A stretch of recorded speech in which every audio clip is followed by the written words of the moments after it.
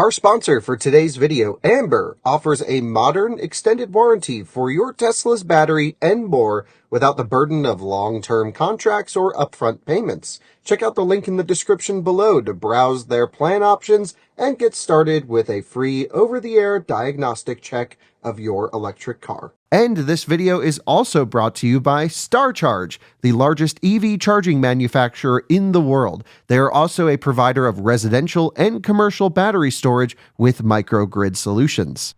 Hello and welcome to another Out of Spec Reviews video, and welcome back to another video with my Tesla Cybertruck. Ow, that was hot. This metal does get quite warm. Well, I've owned it for 3 months and a week now. We've put on just under 15,000 miles, 14 and a bit. And well, I want to tell you all about my ownership experience, what I like, what I don't like, what's been working, what needs to go in to get fixed, and really give you a full synopsis of an average person's year worth of driving condensed into 3 months on this particular one. So it's going to be a long video. I'm going to nerd out on a lot of topics. So join me as we get into what it's been like to drive the Tesla Cybertruck Tri-Motor, the Cyberbeast version, for 3 months and just about 15,000 miles.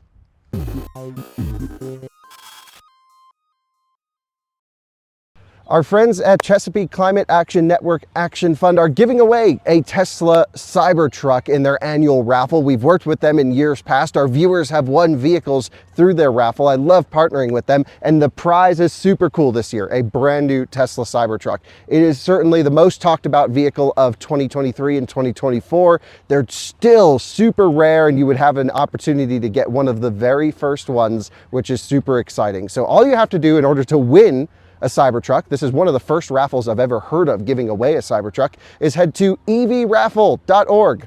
And evraffle.org, once you're there, you can purchase a ticket. Tickets are $200. Seems like a pretty good deal if you happen to win a Cybertruck. And there's only 7,000 tickets available, which is a lot less than you typically see in these online auctions. Also, this is not the only prize. The first place prize, you have the option to choose a Cybertruck or a Rivian R1S or R1T, or even a Tesla Model X Plaid if you choose. But for the second place, for the first time in a Chesapeake Climate Action Network Action Fund giveaway, they have a Ioniq 5 as your second choice, which is also a super cool car. So CCAN is working on fighting climate change across our country. They're a fantastic organization to partner with. This is a yearly raffle we love working with them on, and truly the chances have never been better to win because they're giving away not just one, but 2 EVs in this one. So again, head to evraffle.org for your chance to win a Tesla Cybertruck in this year's raffle. So just to recap my story with the Tesla Cybertruck, I was lucky enough to go to the original unveiling of this particular vehicle over 4 years ago. The one where Franz threw the ball at the glass and it broke and shattered. It was pretty interesting. I was with my friend Brian from I1 Tesla for that. Fast forward 4 years, there was kind of silence in the Cybertruck world, a lot of doubt, a lot of people, including myself, thinking, man, there's no way Tesla's ever going to make this thing. Like, it's just too crazy, too outlandish. And well, they did, and here it is. So my friend Colton and I went to the original first delivery event in Austin, Texas at the factory. We got to go on a factory tour of the entire Cybertruck production line. Truly fascinating. And we got to witness the first owners taking delivery of their vehicles. That was in November of 2023.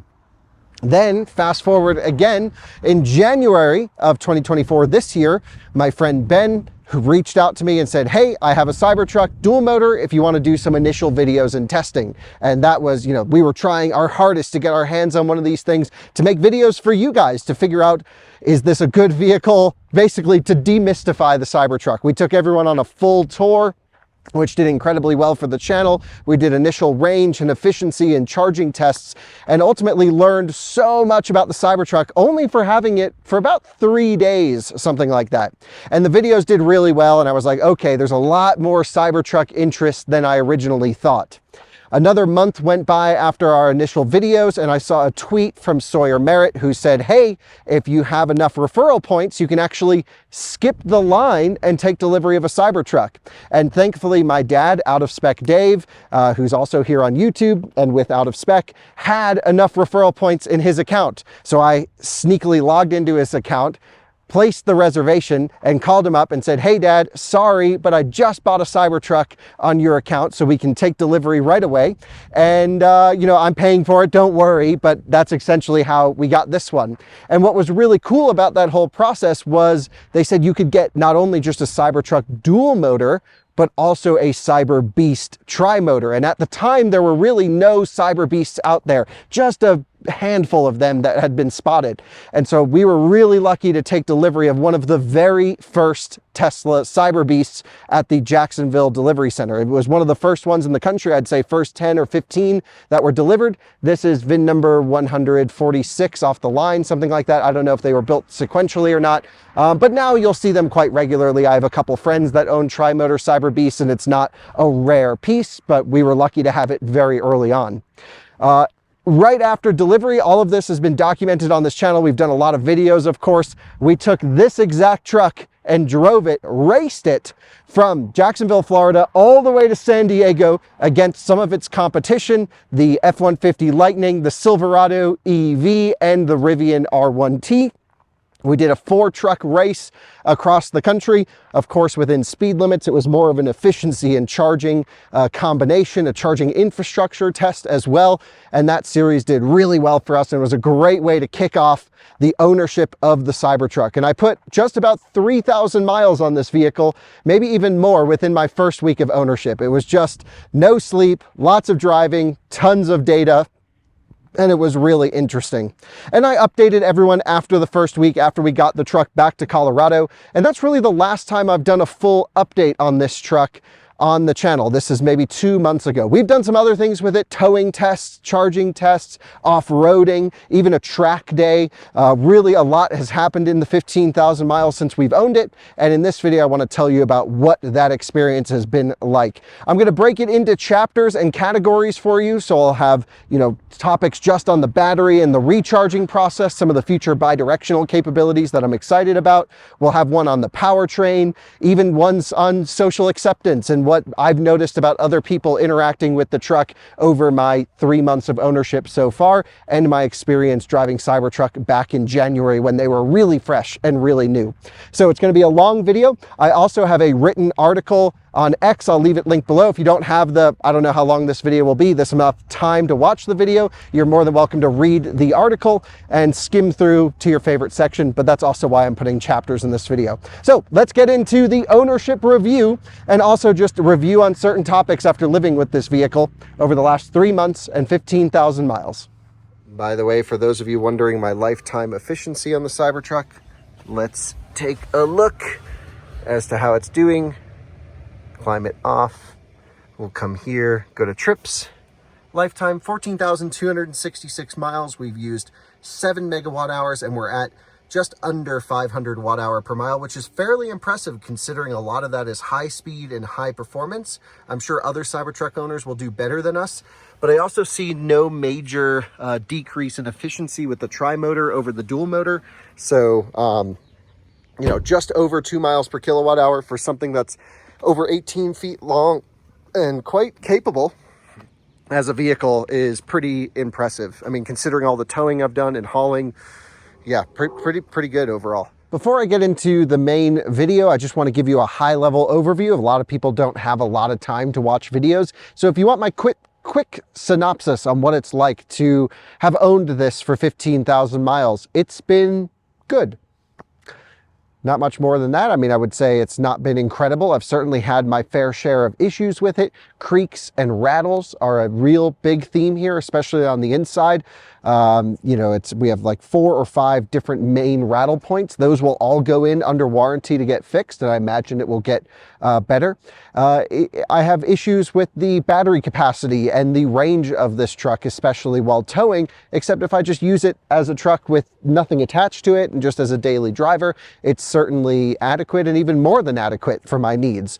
The powertrain is impressive. This tri-motor system is extremely strong and powerful, although I have some issues with the fine tuning. For example, that the front primary axle is the one that's pulling the truck along most of the time in comparison to the dual motor Cybertruck that's being pushed along most of the time from the rear axle, and that leads to some weird suspension compliance and NVH over bumps under light throttle situations. But there's cool Baja modes that now unlock the full capability of this truck on the street that I'm really thrilled about, and so it's just seemingly getting better over time with software updates. There are some major things still missing at the time of this recording, and for, again, my first 3 months of ownership, I've not had any autopilot, no driver assistance. The only thing I have is adaptive cruise control, which already kind of sucks in the truck. It's very hesitant to follow too closely. It leaves weird and varying gaps and sometimes just ignores the car in front altogether. So I have some major issues with that. But if I just need to run to the store and back, to the office and back, to even to Denver and back on a long trip, I can get in this vehicle. The software is amazing. My phone as a key works every time. I get in, swipe it into drive, or it automatically even chooses the gear sometimes if I have my seatbelt fastened by the time I'm ready to move. And it's really, really great. So I think the summary, if you're watching, is there's some really incredible things about the truck that are clearly the benchmark in the category. There are some just normal Tesla things that make it so easy to live with on a daily basis. And then there's some also Tesla things that means rattles and some build quality issues and fit and finish issues that it needs to go into Tesla to have serviced and fixed. And then there are just some inherent flaws about the Cybertruck that make it kind of annoying in certain situations. For example, if I need to reach in and grab something out of the bed, almost impossible with this sort of truss coming down. So again, good, bad, and ugly, everything in between. But I would say if someone asks me, do you like your Cybertruck? I would say, hell yeah, it's so cool. It's an interesting, quirky thing, and I've been very lucky to be one of the few at this point to own one and experience it, and honestly probably use it in more scenarios than any other Cybertruck has been used. And I feel very lucky and privileged to have the opportunity to buy this and own this truck. It was a unique set of circumstances with the referral program that led to this being possible. And of course, being able to share our experiences with our YouTube audience on a unique vehicle is what I live for. It's what I do for work, but it's also my passion. So again, I'm very thrilled with the overall experience, and I would not trade it for anything. So that's the quick synopsis on the thing. If you don't want to watch the rest of the video, totally get it, no need. But if you want to know the nitty gritty, the stuff that goes on in my head with this truck, well, strap in because we're about to get detailed. Let's talk battery, range, charging, efficiency, all of that good stuff.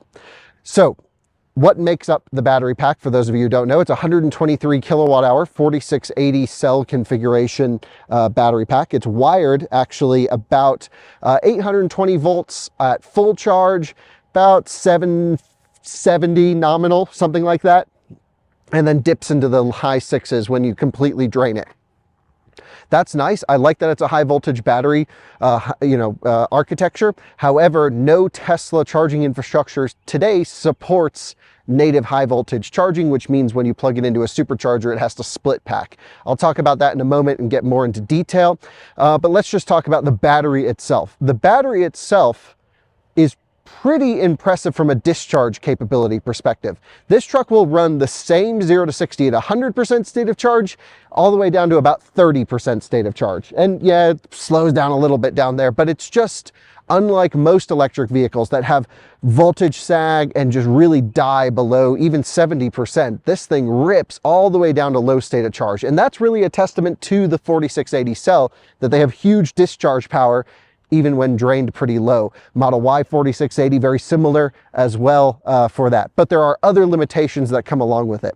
The energy usable content of 123 kilowatt hours is just not enough. It is the smallest battery when compared with all the large battery options of its competitive segment. And I really wish Tesla would have done 180 kilowatt hour battery pack. That would have been reasonable, I think, for something like this. It feels about 50 kilowatt hours short on usable energy content. The thing with a truck is, yes, you can do things to make the motors more efficient, the shape more efficient, the tires more efficient. However, in the case of the Cybertruck, it's just a giant triangle going down the road. It's quite heavy, even though it is the lightest of its segment. This is, being a tri-motor, is almost 7,000 pounds. It's like high 68s. The dual motor's a little bit less heavy. But I'm still getting almost exactly 2 miles per kilowatt hour or 500 watt hour per mile over my lifetime of the vehicle. And I'll show you the statistics in here in a moment, which means I'm really getting about 240 miles usable on a full charge. Now, I have done a 70 mile per hour highway range test in this vehicle. We ran all the trucks on the same day at the same time, same conditions from full to dead. This does have a pretty large buffer below 0% state of charge that seems to be repeatedly usable, maybe 4 kilowatt hours below zero. And we ran it till it stopped moving and completely died, and the 48 volt system died as well. It's pretty funny. And we did 304 miles at 70 miles an hour. But the thing was, conditions were nearly perfect that day, and I typically drive faster than 70 miles per hour.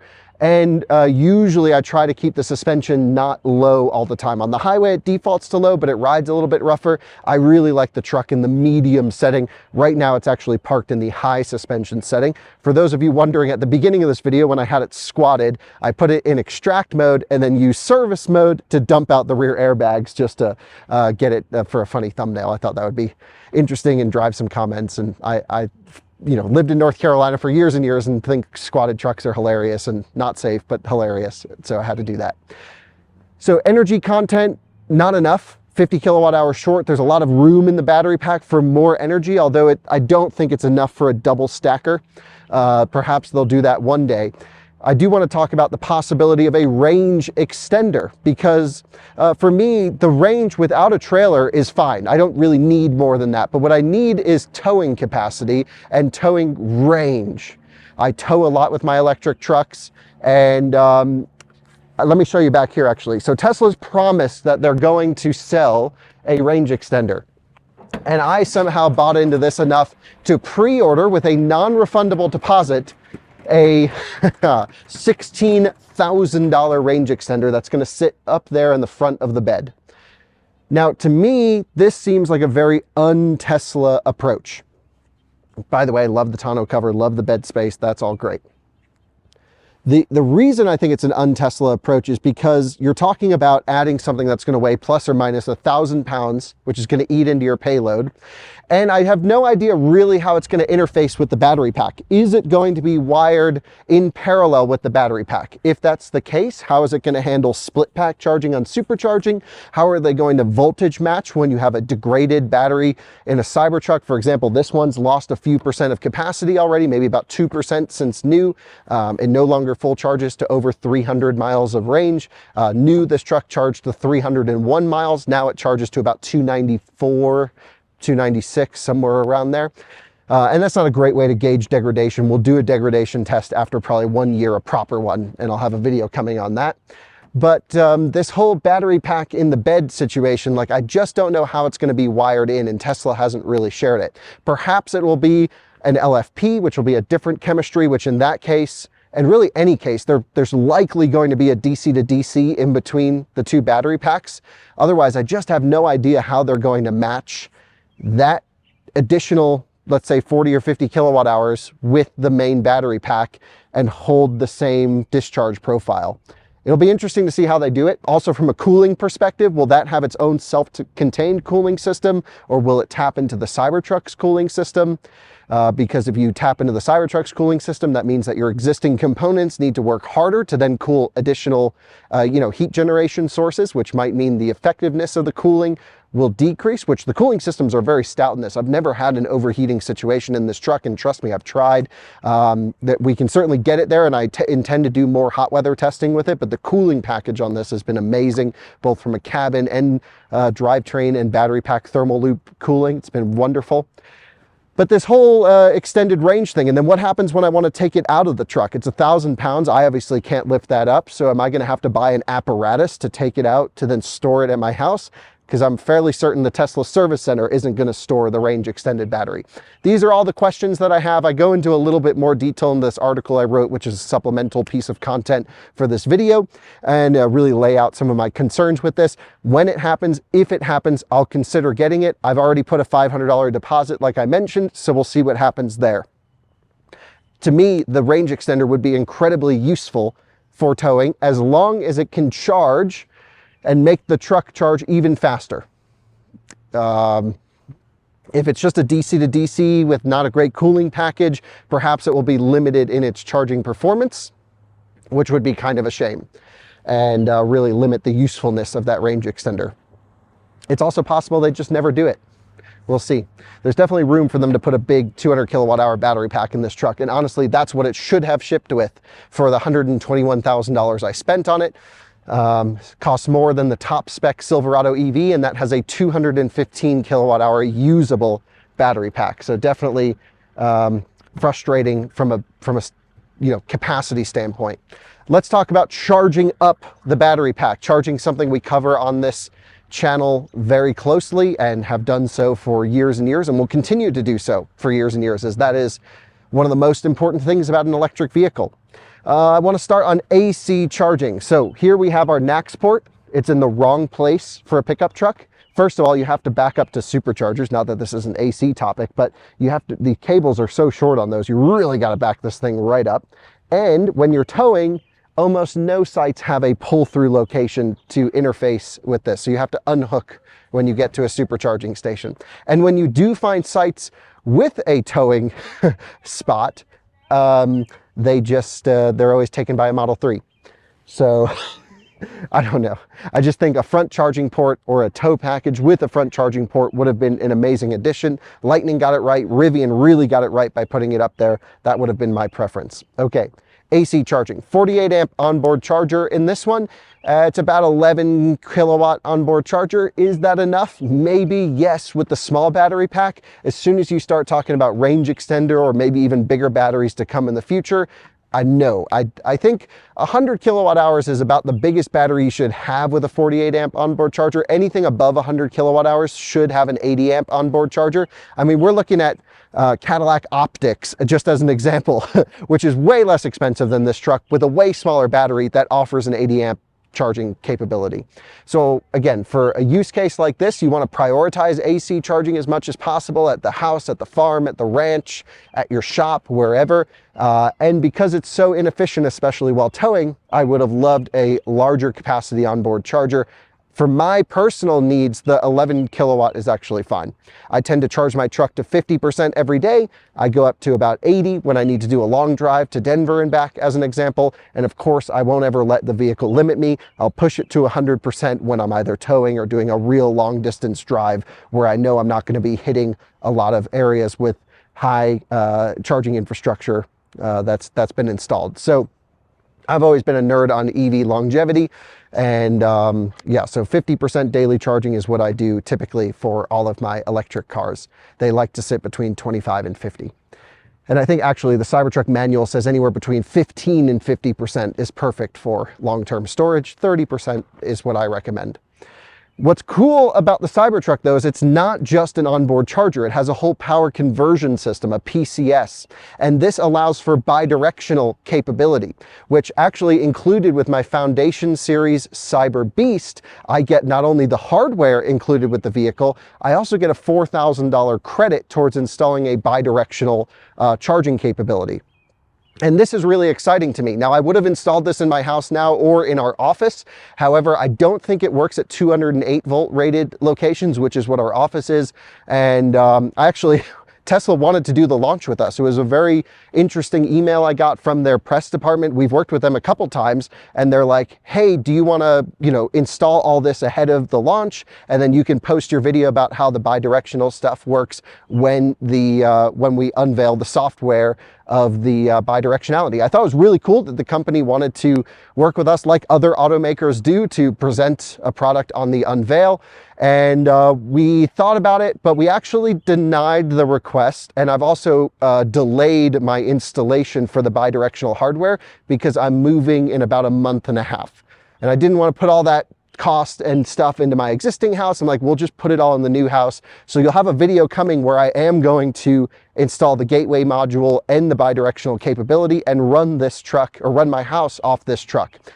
What's really cool about the bidirectional capability, which F-150 Lightning, Rivian R1T, they claim supports, and Silverado supports today, is that this, unlike the other trucks, will export AC power. I believe Lucid also does AC out when they enable with their stuff.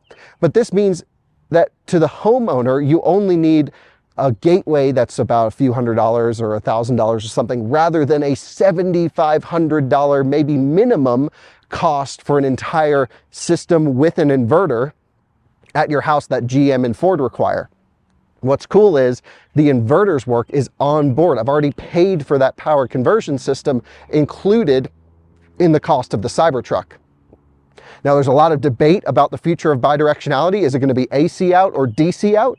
Tesla's taking the stance that they are going to handle the conversion, the voltage matching, and the frequency matching on vehicle, basically an inverter built in, and then send that back to your house. To me, I love that idea. It makes the barrier to entry to install this equipment in your house so much lower by doing it this way. So I'm really excited to get that installed. Right now, the bidirectionality only works when your house is islanded from the grid, when you shut off your grid connection, or of course, when you lose power, there's an automatic transfer switch. I'm going to play around with it. I actually kind of hope to run my house often, just shut off from the grid and run it off the Cybertruck. I'd love to live for a month off grid. I don't know if that's possible. This can do about 11 kilowatts output backwards, so I can still charge another vehicle off of it. I can also use the NEMA 1450 outlet built into the truck, and there's a couple of NEMA 520s around the vehicle as well to charge other vehicles, and then I can just run this over to the office and DC charge it. I don't know, could be fun. Let me know if you want to see that video. I'm fascinated with the whole energy side of, basically using my battery pack's energy, not just for moving my vehicle, but for also powering other things in my life. So yeah, I'm just excited to see the possibilities of that. I hope one day soon that this will be able to be a grid-tied system where I can charge the truck when electricity is cheap and discharge the truck back to the grid, a little bit like solar, when electricity is expensive, and use it as a way to make money. Sure, that's going to add to your cycle count on your battery and increase degradation, but batteries hold up so well, and a low power charge and discharge cycle like that probably isn't going to bring up any noticeable effects of degradation in any reasonable amount of warranty period for the vehicle. And yeah, I'm just excited about that. At least with the Cybertruck, all of those possibilities are possibilities. So is that enough on AC charging? I think we should talk about DC charging performance. And DC charging is really important when you're on the road, going from destination to destination, especially with this truck, because you don't have that much energy capacity. Again, the least amount of energy capacity compared with any large battery of its competitive set. You do have to DC charge this more than other Teslas, more than other electric vehicles, especially the Silverado EVs out there and the Rivian Max Packs. And this is where things kind of fall apart for the Cybertruck, unfortunately. I can live with a lower capacity battery pack as long as I can recharge that battery pack extremely quickly. You guys may have seen some videos I've done on our Out of Spec Motoring channel and on this one of, for example, Porsche Taycan in Germany, ripping top speed down the Autobahn, burning the energy, absolutely getting no range, but just sending it, plugging it into a charger, charging for 10 minutes, unplug with a huge amount of state of charge, and we're back on the road. That works for my style of driving. Unfortunately, the Tesla Cybertruck does not have a very high peak charging rate compared to the size of its battery pack, and it does not have a great charging curve compared with the size of the battery pack. So this has a peak charging rate of 330 kilowatts. That's pretty good until you learn that you pretty much can't ever achieve that. You pretty much get 250 kilowatts maximum. Let me explain. I want to talk about charging the Cybertruck first on superchargers, and then I will talk about charging the Cybertruck on public DC fast chargers. At a supercharging station, what's really nice about the Cybertruck is you put the station in, or it will automatically choose it for your route. It will precondition the battery pack, and it can precondition the battery pack very quickly, especially when compared to its competition. It can use the motors to create waste heat, run inefficiently, throw that into the cooling loop and run. It also can use the onboard heat pump as a boost for heating or cooling. Beyond just the chiller. It's really amazing how the thermal management systems are just done so well on Tesla. They absolutely understand thermals and thermal management better than any other automaker I have driven. Truly, that is one of Tesla's core competencies. So when you're on your way to a DC charger, you're preconditioning the battery, everything's getting ready. You get to a supercharger, you get out of the truck and plug in. But actually you can't, because charging will fail if you plug in too quickly. You have to give it a 1 Mississippi, 2 Mississippi before you insert the supercharger into the plug on the vehicle. What happens is if you plug it in too quickly, we noticed this on our cross-country drive when we were racing all the truck won't split pack. And what is split pack? Why do you have to split pack? The thing is, supercharging equipment version 2, version 3, and version 4 dispenser sites, which there's no version 4 charger installed at the time of this recording. We don't know what the specs will be. We've just seen the version 4 dispensers hooked into version 3.5 cabinets. Those cabinets can only support up to just under 500 volts. And this truck, like I mentioned, is between 6 something and 820. So how do you, with DC charging, it has to be voltage matched, or the charger has to be just slightly above the vehicle. How do you get the superchargers to match with the truck? Well, what the truck does is actually something pretty genius. It splits the battery pack in half. And so when you plug into a supercharger, a communication exchange happens between the truck and the charging equipment. Charging equipment says, hey, I can't get up there. I can't match what you're looking for. The truck will then split pack, and it will go down into exactly half the voltage. It'll essentially take the battery wired in series in the middle and wire 2 sections in parallel to have the voltage. This is great for interfacing with older, dated charging equipment like superchargers are at this moment of time, which is kind of crazy to think about. And then the truck will charge with huge amounts of current, absolute massive current requests. And the superchargers can output about 710, 712 amps to the truck. And let me just show you this. Think about, come on over to the charging port here. 700 plus amps running through this little tiny NACS connection right there. It's crazy to think about how much current is running in through there. And that's actually totally fine. There's nothing wrong with it as long as you derate based off of temperature. It's not like a dangerous situation. And this is not a liquid cooled inlet port, and the superchargers are liquid cooled cables, but unless it's an immersion cooled version 4 that cools all the way to the pins. The V3s are those little tiny cables. They're pushing 700 amps through those little tiny cables. They're 350 amp nominal. You overheat the inlet port sometimes, and you overheat the cable and the handle temperature. And that means that, yes, when you plug in very low state of charge, it rips a lot of current to get you up to 250 kilowatts. You overheat the charging equipment within minutes. And then you see an early derate of charging performance. So what we've ended up having to do is wrap the handles with a wet rag, and even wrap the cables sometimes with wet rags. But I really don't recommend people doing this. And I don't do it day to day unless we're doing a race or we're doing something that's really, time sensitive, like a race to Vegas or a cross country run, because this is cooling the temperature sensor, but it's not really, you're not really cooling the heat generation source, which is the connection point, the interface point in the pins. So my recommendation for people is to not do this at all. Do not do what we do, which is running the wet rag on the cable. Now, let's assume that you could plug the truck into a supercharger that didn't overheat, that would just run full amperage no matter what. And version 4 superchargers, I've not had the truck on one yet. The dispensers might actually be able to do that because they're 600 amp nominally rated. And then you get into what's the actual charging performance of the truck under ideal conditions on a version 3 or version 4 dispenser supercharger. So you'll still get the same 250 kilowatt peak, ton of current, but it only holds it to just before 30% state of charge. And what's so important to us on this channel is not only peak charging rate, but also the curve and the average charging rate over a session. And most drivers of Cybertrucks, excluding me, are not getting to charging stations at 0, 1, 2%. This truck is pulled into chargers at 0% probably 50 to 70 times in my 3 months of ownership, because we did that whole cross-country trip just plugging in low every single time, and all of the other long distance trips I've done to California and back twice, and some other things. So because it only holds it to 30%, your overall charging average rate, especially as you get from 40, 50, 60, 70% state of charge, it's just weak sauce, especially compared to most of the competition. Now, thankfully, Wes Morrill, who's the Cybertruck lead engineer and has become a friend and just someone that I've been able to communicate with about the Cybertruck and ask questions. He's always been very responsive to us. Seems like a really great guy. He mentioned that there will be a charging curve update coming by the end of this quarter, I believe. So within just a month or two, plus or minus, always on Tesla time, so take it with a grain of salt, this curve should improve.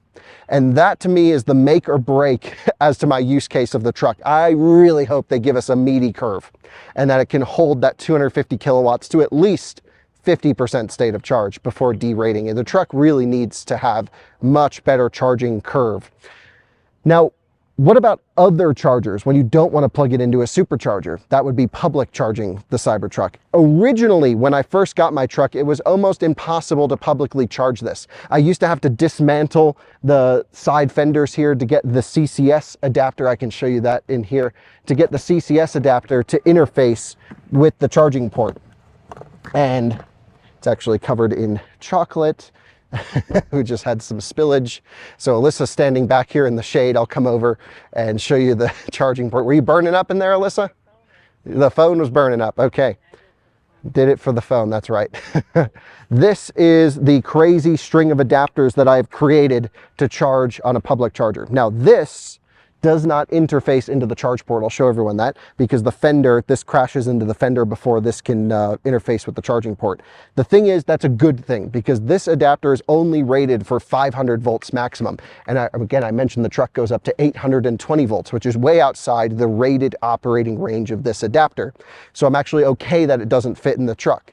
What Tesla really should have done was, coinciding with the launch of the Cybertruck, make sure that it interoperated with every single public DC fast charger out there. It does now after the .8 software update, which has happened for a few months.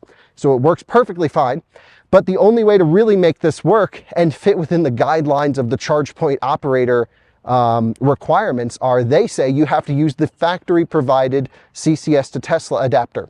That's what Electrify America says, EVgo says. So that would be this adapter right here, which is again outside the operating voltage range. But if you want to stick to the requirements of the CPOs so you don't get kicked off their networks, as someone who's filming videos all the time, this is what I have to do. So I use the factory adapter as per the agreement that I sign or assume every time I activate a public charger. And then I use this, which is covered in chocolate at the moment. And this is a breakaway adapter, a NACS to NACS breakaway. This is like if someone, tries to rob you while you're supercharging, you can unlock the charging port, drive away, and this will snap in the middle. Nothing you really want with high current charging. I mean, it's just not, it's not a great solution here. But what I've done is I can use this adapter here, and now I have a longer NACS extension. Again, I don't recommend doing this. This is stupid that I have to do this in 2024 to charge my truck on a public charger, but this is where we're at. And so now I can take a CCS connection and plug this into the charging port, and it will interface. Okay, so now I'm using this crazy string of adapters to plug a public charger into my truck. And how does it charge when I do that? Well, most high power public charging stations, just so you can see here, interface is perfectly fine. I can click the latch down below. Once everything's connected, it will interface, charge, and all will be good. I just stand back a little bit because this is sketchy. So again, don't do this. But this is also what I do for testing. And I really only do this sparingly when I need it for testing. When I plug in the truck at very low state of charge using this adapter, and I plug it into a modern DC charger, unlike superchargers, high voltage, high current capable charger, the truck will charge in its series configuration, which means it can request pretty high current at pretty high voltage, and we get some pretty high charging speeds because of that. From anywhere between 0 and like 12% or even 0 to 15%, I'm over 300 kilowatts, which is amazing. So that's pretty good. And then it'll eventually just taper down and follow the normal rest of the charging curve when, when it crosses below 250 kilowatts at 28% or 29%, matching the supercharger experience. So the only practical reason to really use this stupid string of adapters to get faster charging is if you're going to plug in really down low, because again, you only get the benefit below, let's just say 25% state of charge. Otherwise, the charging power is the same supercharger to public charger. And really, it's a little bit sketchy. So most people should just go to superchargers to charge their Cybertruck. The only place that this actually makes sense for me is when there's only a version 2 supercharger available in the area. So Green River, Utah comes to mind. There's that large bank of 8 or 10 version 2 superchargers, and then there's a 350 kilowatt EV Go station right down the road. I'd rather not sit at 150 or 140 kilowatts maximum on a version 2 supercharger and instead go down the road to the EA station. And then the benefit window, because there's no V3 nearby, is from 0 to like 45 to 50% before I cross over where I would be in version 2 territory. So to me, that would save me roughly 10 minutes at the most, maybe 15 minutes at the very most on a charging stop going there to the EA station rather than the version 2 supercharger. But again, I don't think many Cybertruck owners will do it, but at least now my truck can public charge. It does interface nicely, and I do charge at my office often. I have an Autel DC fast charger that I plug this into whenever I have a video shoot coming up, because again, I typically only charge my truck to 50% every day. Sometimes I'm like, oh crap, something popped up, need to charge it up quickly. I'll throw it on the Autel DC charger with my adapter string. And then once I retrofit my charger with a native NACS connection, I won't need to use any of that stuff. So that's DC charging performance, which is pretty weak sauce, especially when you compare that to larger battery packs, charging faster, holding peak speeds deeper into the pack, and costing more than its competition. This truck is actually less usable than the competition on a longer trip when you compare to Silverado EV.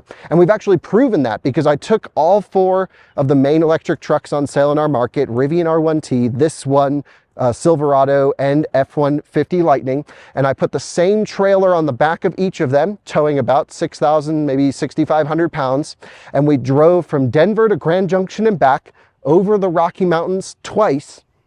In the Silverado EV, not only did I have more range and I can make it all the way to Grand Junction, charge once, and make it back here to Denver, this one had to charge 3 or 4 times, also because Timon drove it and he's an idiot and didn't understand charging perfectly, but that's okay.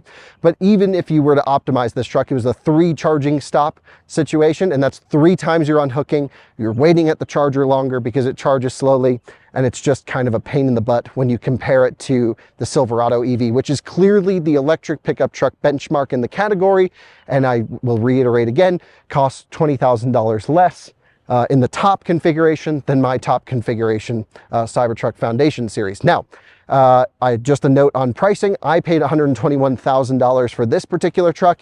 The Foundation Series is ending very soon, which means you'll get a $20,000 discount. And I'll talk more about what the Foundation Series got me or not, but I just wanted to be transparent. I was an early buyer, which means I spent more money for less features because it doesn't even have autopilot, and I don't have a light bar, and the list goes on and on. So not frustrated because I needed it for videos. I knew what I was getting into, but I still think it's a slimy thing that Tesla did. Charge more money for the worst ones up front. Oh well. So that's charging. The summary is, could use another 50 kilowatt hours. They will hopefully have a solution to add 50 kilowatt hours at a very high expense. I hope it's not a high expense. They say $16,000. Let's hope they can bring the price down on that. 10 grand seems more reasonable to me for something like that. And I hope the charging curve improvements come as soon as possible, but overall thermal management, all of those things pretty damn good. So nice work to Tesla on managing what they already have from a thermal perspective. Now you join me driving the Cybertruck to talk a little bit about the powertrain. And I chose the tri-motor configuration because, well, when you have the option, why not? I mean, it was cool. We are lucky to be one of the first Cyberbeasts, and certainly having 630 kilowatts or so, 845 horsepower at your fingertips is nice. And I'll just demonstrate that for you really quickly. You hold down, Alyssa, you can just mat the throttle and whoa, just points up at the sky and absolutely hammers. So that's fun. I like stupid, hilarious cars, and this is stupid and hilariously quick. So yeah, why, you know, if you have the opportunity, go for it. And I actually think in terms of resale value, when I do choose to go to sell this one day, having the tri-motor configuration will be a more unique standout feature, and I'll probably recoup half of my cost that I spent. It was an additional $20,000 to get the Cyberbeast. I bet they'll hold a $10,000 premium over the dual motors for some time to come. So for 10 grand overall cost to get, you know, an insane level of performance, well, that's pretty damn cool. And maybe it'll turn out to be better than that. Okay, let's talk about how the powertrain is laid out. On the front axle, I have a single permanent magnet electric motor. And I'm not sure if it's silicon carbide or just silicon. I'm gonna guess silicon carbide inverter.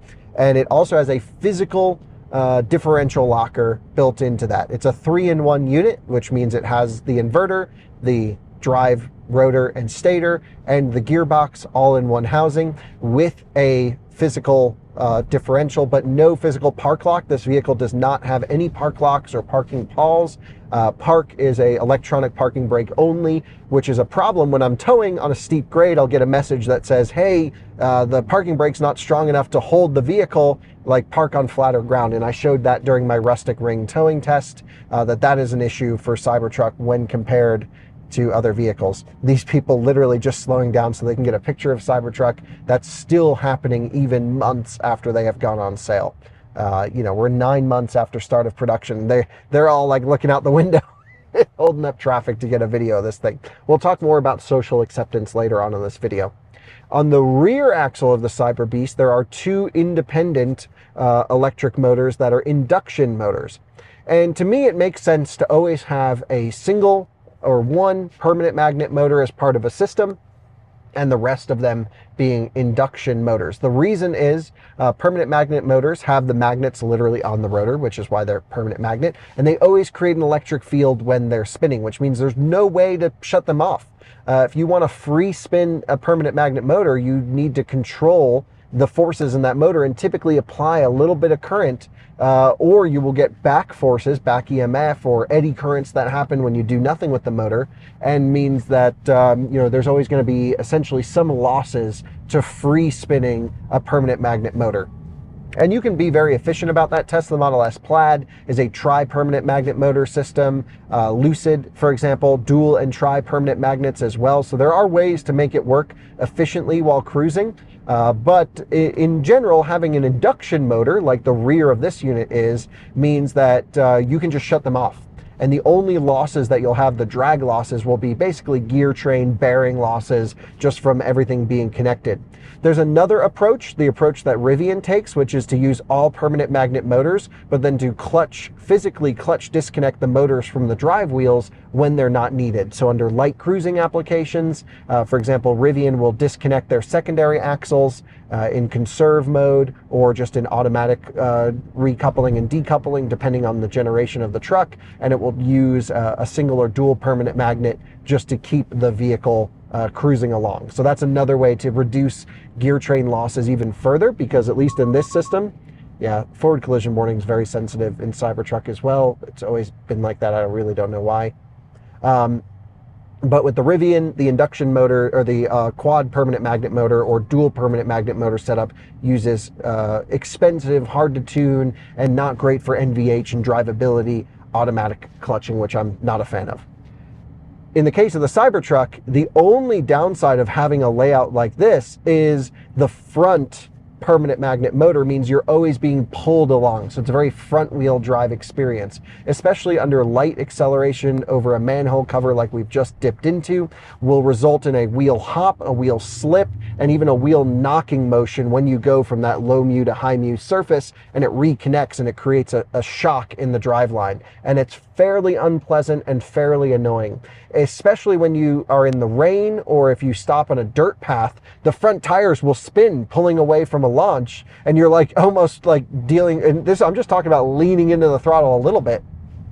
you're just kind of dealing with that front wheel slip all the time, and then the rear motors will come in and push later on. A lot of this is down to the driveline split tuning that I think Tesla really needs to work on for the tri-motor. It is something that you don't really notice in the dual motor at all, because this is not a problem in the dual motor. So in the dual motor, the rear axle is your permanent magnet primary axle, and the front is a secondary induction motor. So the dual motor Cybertruck actually is a more pleasant experience to drive most of the time around town, just cruising, because you're getting pushed from the back rather than pulled from the front under normal light operation.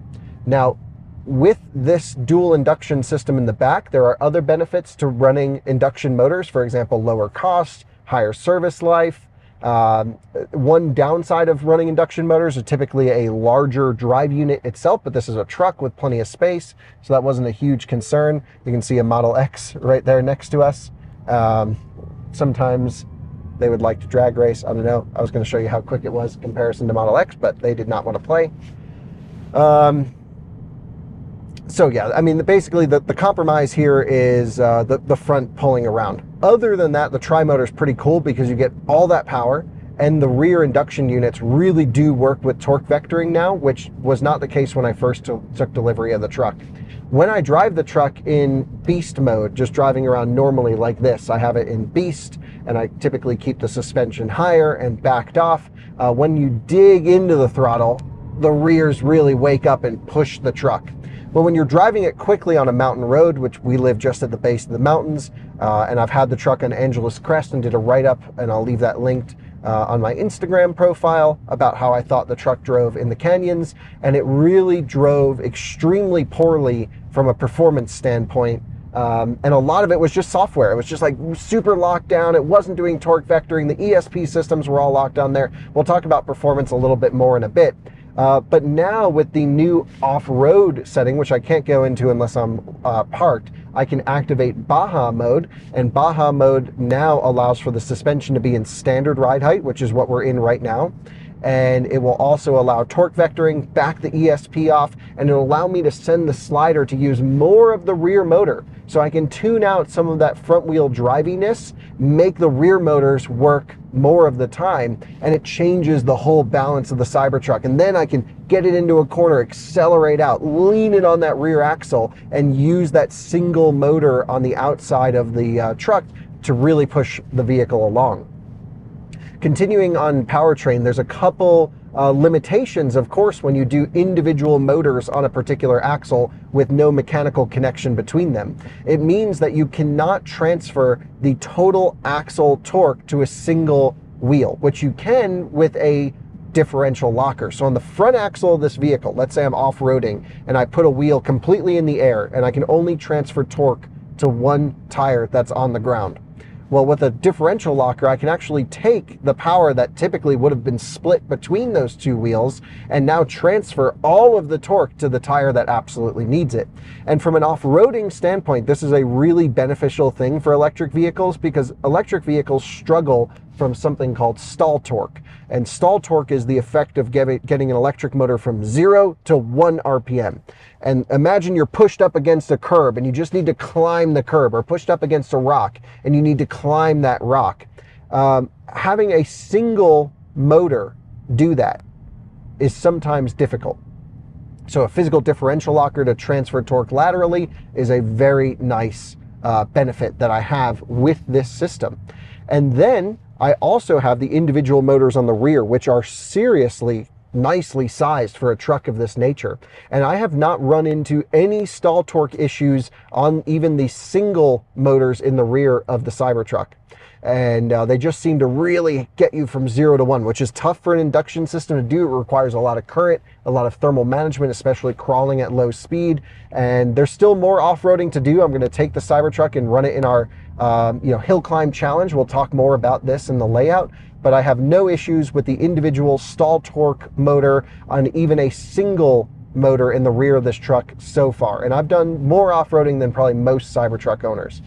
The second thing that is a problem in the past when you have a tri-motor system or a quad motor system, I'm thinking my first generation Rivian R1T quad motor, is if you want to drift the truck or slide the truck, especially in dirt, and do these big skids. Well, what happens is you're running really on that outside rear motor to overdrive that tire load. And, you know, of course, not only do you have all the weight on there, which adds extra force, you need it to spin to maintain a slide. And this requires so much power from that singular motor.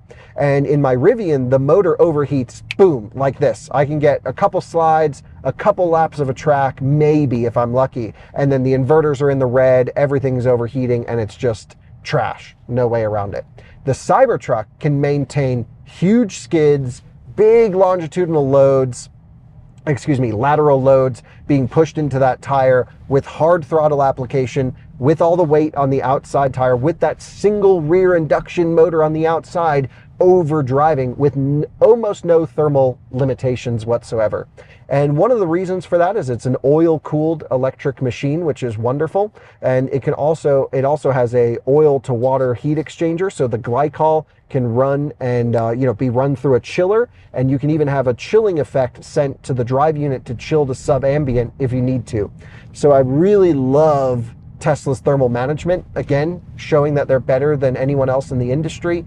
Rivian's catching up, others are catching up with oil-cooled motors, and so I'm looking forward to trying the new Rivian tri and quad motor systems and benchmarking them against this, because in my impression, driving this hard in the canyons, driving it in Baja mode, drifting the truck, putting all that load into the motors, putting all that stall torque load into them as well, this is just held up unbelievably well. It's an unbelievably stout drivetrain from a thermal standpoint. So again, not enough good things to say about the capabilities of the motors.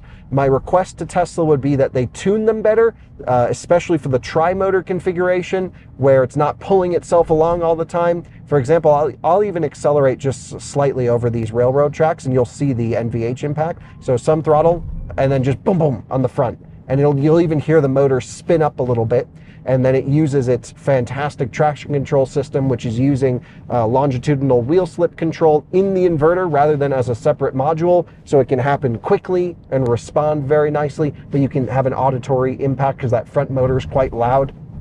It's almost like they need the front motor mounted on isolation mounts rather than however it is now, because I get a lot of resonance transferred back into the cabin, and the chassis itself is almost acting as like a speakerphone or a resonance chamber for the noise that front electric motor is making. And so the tuning needs to get better on the tri-motor. I think the dual motor is totally fine, almost no issues with that.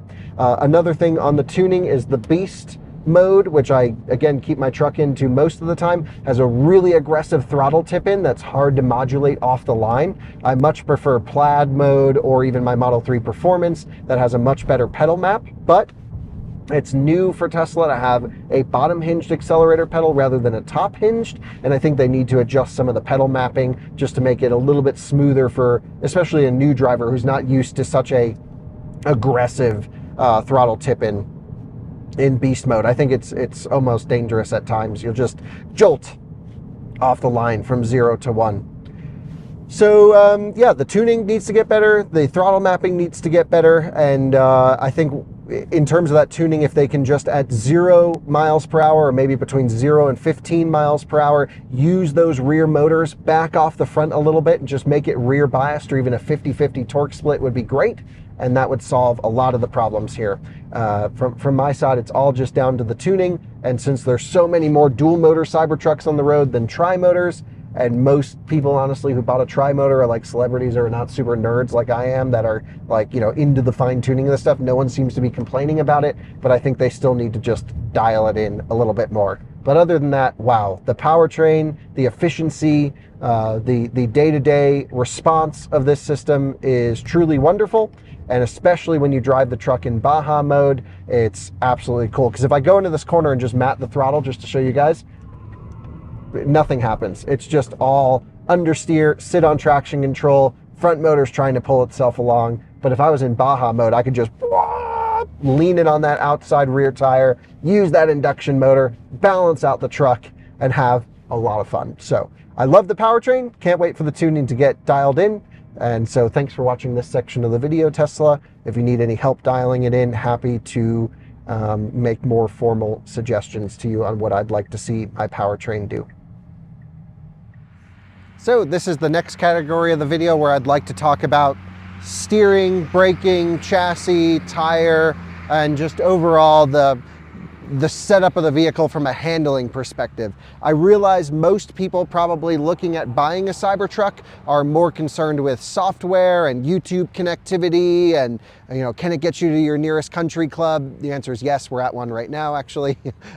But for me as a car enthusiast driving this truck, I'm making this review for folks who care about this kind of stuff. And if you don't, there's a chapter to skip to all the software stuff because I care just equally about all of that as well. But I understand the audience will be a little bit more limited in this area, but this is what matters to me. The first thing I always look at when evaluating a vehicle and living with it long-term is the tire. The tire is the most important part of the entire car to me because that is your connection point between the road and everything else. And on this particular one, we're running the OE, the original equipment spec tire, which is a Goodyear Wrangler Territory RT. They're 35 inches in overall diameter, big tire, but a really interesting one. And this Territory RT is actually spans all the way from like a Hummer EV application to here in the Cybertruck, and the original equipment tires can be so different. So you can't just go and buy an aftermarket off-the-shelf Territory RT and expect it to be the same tire as this. This is a Tesla adapted tire. And the compromise of building a tire for your vehicle or engineering a tire can take years. And I have some friends at Goodyear. Shout out to my friend Josh Puu. We've done a video with him. He's awesome. One of the smartest people I know in tire engineering.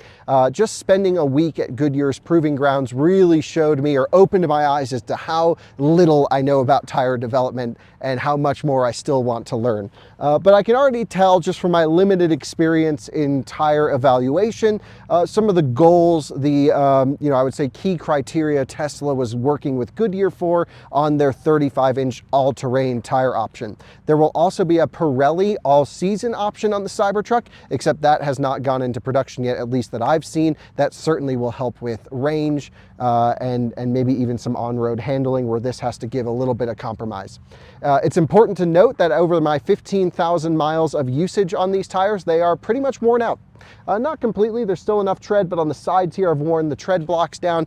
That is not because the tires don't last as long as they should, it's just I am an idiot and drift my 6,800 pound Cybertruck with 845 horsepower quite regularly since the Baja mode has been released. Just little skids here and there. This truck was also used by Motor Trend to collect all of the performance testing out on the skid pad, consistent, maximum G load situations, and that just has destroyed the outside of the tires, especially on the front, because they do most of their testing with ESP on in, sort of the beast mode, and the truck's very understeery, and it's just shaved off the edges of the tires up here, where I'm now working on getting the rear tires down because that's more enjoyable than scrubbing front tire.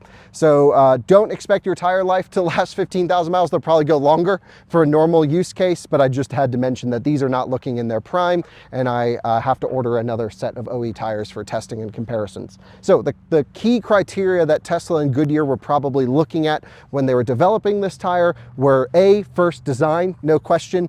This was a design-focused tire designed to interface with the wheel cap, which I actually have the original wheel caps. They didn't come with my truck. I've been borrowing them from my friend Ben. That was the Cybertruck that I reviewed back in Austin in January. Those are the ones that I've used for the cross-country races, for photo shoots, for other stuff for this particular truck. However, they do eat into the tire a little bit, and so therefore I have them removed whenever I don't need the truck for an instrumented test or a competitive event. I pull the wheel covers off just so I don't kill the sidewalls completely, and honestly it's left some huge grooves into the front tire, so I don't recommend running the factory wheel covers if you can avoid it. I do just for when I need the truck to perform at its maximum in its OE configuration, and that's just, I think, to be fair to the Tesla owners and to the truck and for it to perform at its maximum. That's why I borrowed those wheel covers. But clearly the tire was designed to fit with those wheel covers in mind, and to me it looks awesome. I really love the factory wheel and tire combination. in the all-terrain form. I think it gives it this muscular look. I think it's really cool. Beyond that, the tire also not only had to look cool with all of this, sidewall tread blocks and stuff. This is just all for design. It had to be efficient. This is an electric vehicle with, again, small battery. So they needed to have a tire that looked all-terrainy, provided some soft roading vehicle attributes, but also was efficient. And you'll notice that whenever you see a brand new Cybertruck, the tread blocks and the tread pattern seem really thin. They're almost half as thick as you would see on like a Hummer EV tire or a F-150 Raptor tire, as an example. And the reason for that is whenever you have all this tire compliance or tire squish, this is just wasted energy going in the form of heat loss as you're burning that rubber or moving that rubber over and over.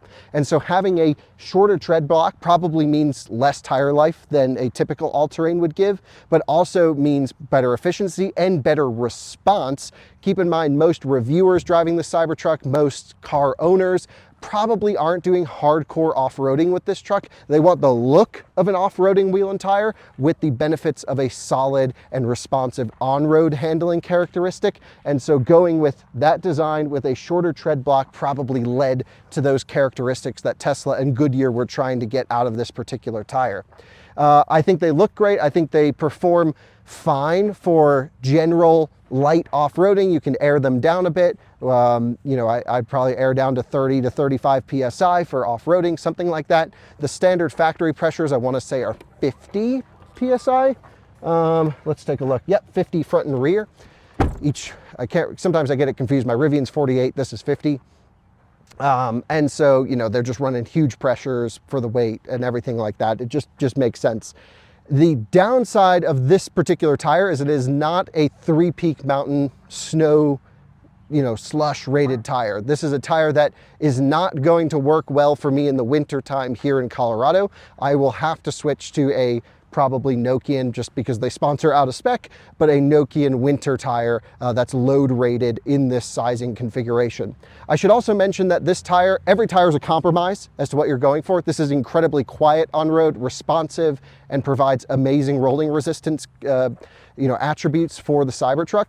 But I like to go hardcore off-roading, and in that case, I actually have a set of the new Martian wheels, 18-inch Cybertruck wheels. This will be the first truck to wear them, and the wheels are actually already here waiting for the tires to arrive, and I'll be running my truck when I'm using it in my day-to-day on the 18-inch with a big fat meaty tire meant for hardcore off-roading, and I can actually set those tires and wheels up into a physical bead lock configuration so I can run even lower pressures, which is important because this is such a heavy vehicle. You have to worry about rolling the tire off the bead. So having a physical bead lock option is wonderful. I don't recommend running bead lock on the street. I actually think it's not DOT approved to do that, but at least the wheels will give you the option to use a bead lock if you want, and I probably will end up using that option for my off-road testing. I'm going to keep a set of the fresh OE tire and wheel, this set here with a new fresh set of tires, for when I have to do a comparison test or do something like that, this versus that, if you will, because it would not be fair to the Cybertruck if I ran 18-inch big meaty tires that are going to be inefficient and huge and built for off-road if I need to do a range test against another competitor vehicle, like let's say the new tri-motor Rivian that's coming out. So I'll keep these on hand and swap back and forth like I do with all of my own cars anyway, and that should be kind of fun. Is that enough talk on tire? I think it's a really cool tire. I'm really thrilled with it. I wish they could have gotten the winter attributes in there to make it suited for cold weather and slippery conditions. It is just not. I've had these in the snow and they suck. So don't recommend driving on these in the wintertime. Make sure you always get a set of dedicated winters or at least all-weather tires to handle slippery conditions. Now the rest of chassis, steering, everything builds off of the tire, of course. So I think maybe before we get into the steering system, I can just make a couple notes on the overall structure of the vehicle, which is incredibly stiff. And it's unbelievable how stiff this vehicle is from a body structure standpoint, and it almost gives you this supercar-like experience. I hate to say that because it's not supercar-like, because it's a giant truck, of course, but in terms of torsional rigidity, when you throw it into a corner, when you do something interesting, there's no flex to this almost whatsoever. It's It's really incredible to drive and leads to this very solid, performance-oriented driving experience in a truck that we've just been talking about off-roading, which is really cool. Now, the suspension system itself is fairly basic when you compare it to a lot of its competition. They have some anti-dive and anti-squat built into the physical construction of the suspension, the layout of them, and I recommend watching Dan Edmonds' video. Dan's a friend of mine, a wonderful automotive journalist, and he did a video on Car and Driver's YouTube channel deep analyzing the suspension system. He'd be able to say it much more eloquently than I could. He is a real great suspension engineer. For a long time, that was his career. So I'll make sure that video is linked in the description. Watch Dan's review of the suspension, but essentially the overview from my side is you have a huge air chamber on each corner, which means you have a lot of capacity in your air spring, which means you can run relatively low pressures, but still get the supporting benefits of that. It means that the ride is really nice on the road. I would say it's not as squishy as my old Rivian R1T is, but it's fairly close, and this thing just rides great. By far, it's the best, most comfortable Tesla in terms of ride quality they've ever made. It's a very nice on-road comfort ride quality. And then because you have such big air chambers and a huge air compressor and a big air tank, it means that it can raise and lower very quickly as well. In comparison to my Rivian, this thing can go from full slam to max height 5 times as fast. It's amazing how quickly this can just change heights and you're there. And I've had no issues of my air compressor overheating.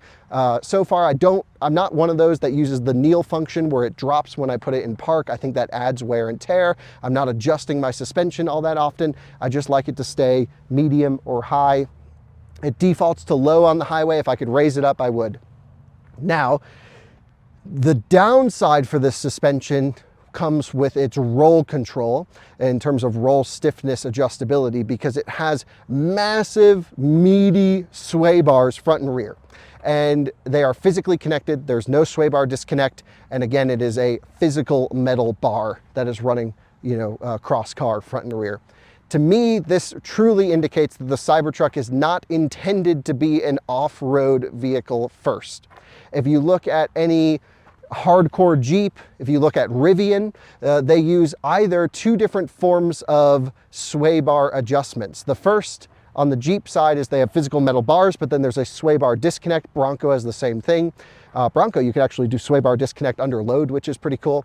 And that will basically take the metal bar that's connecting the left and the right side of the vehicle, disconnect it so you get ultimate flex, so the tire can stay on the ground, so you can really let those tires sort of relax, get on the ground, and help with traction when off-roading.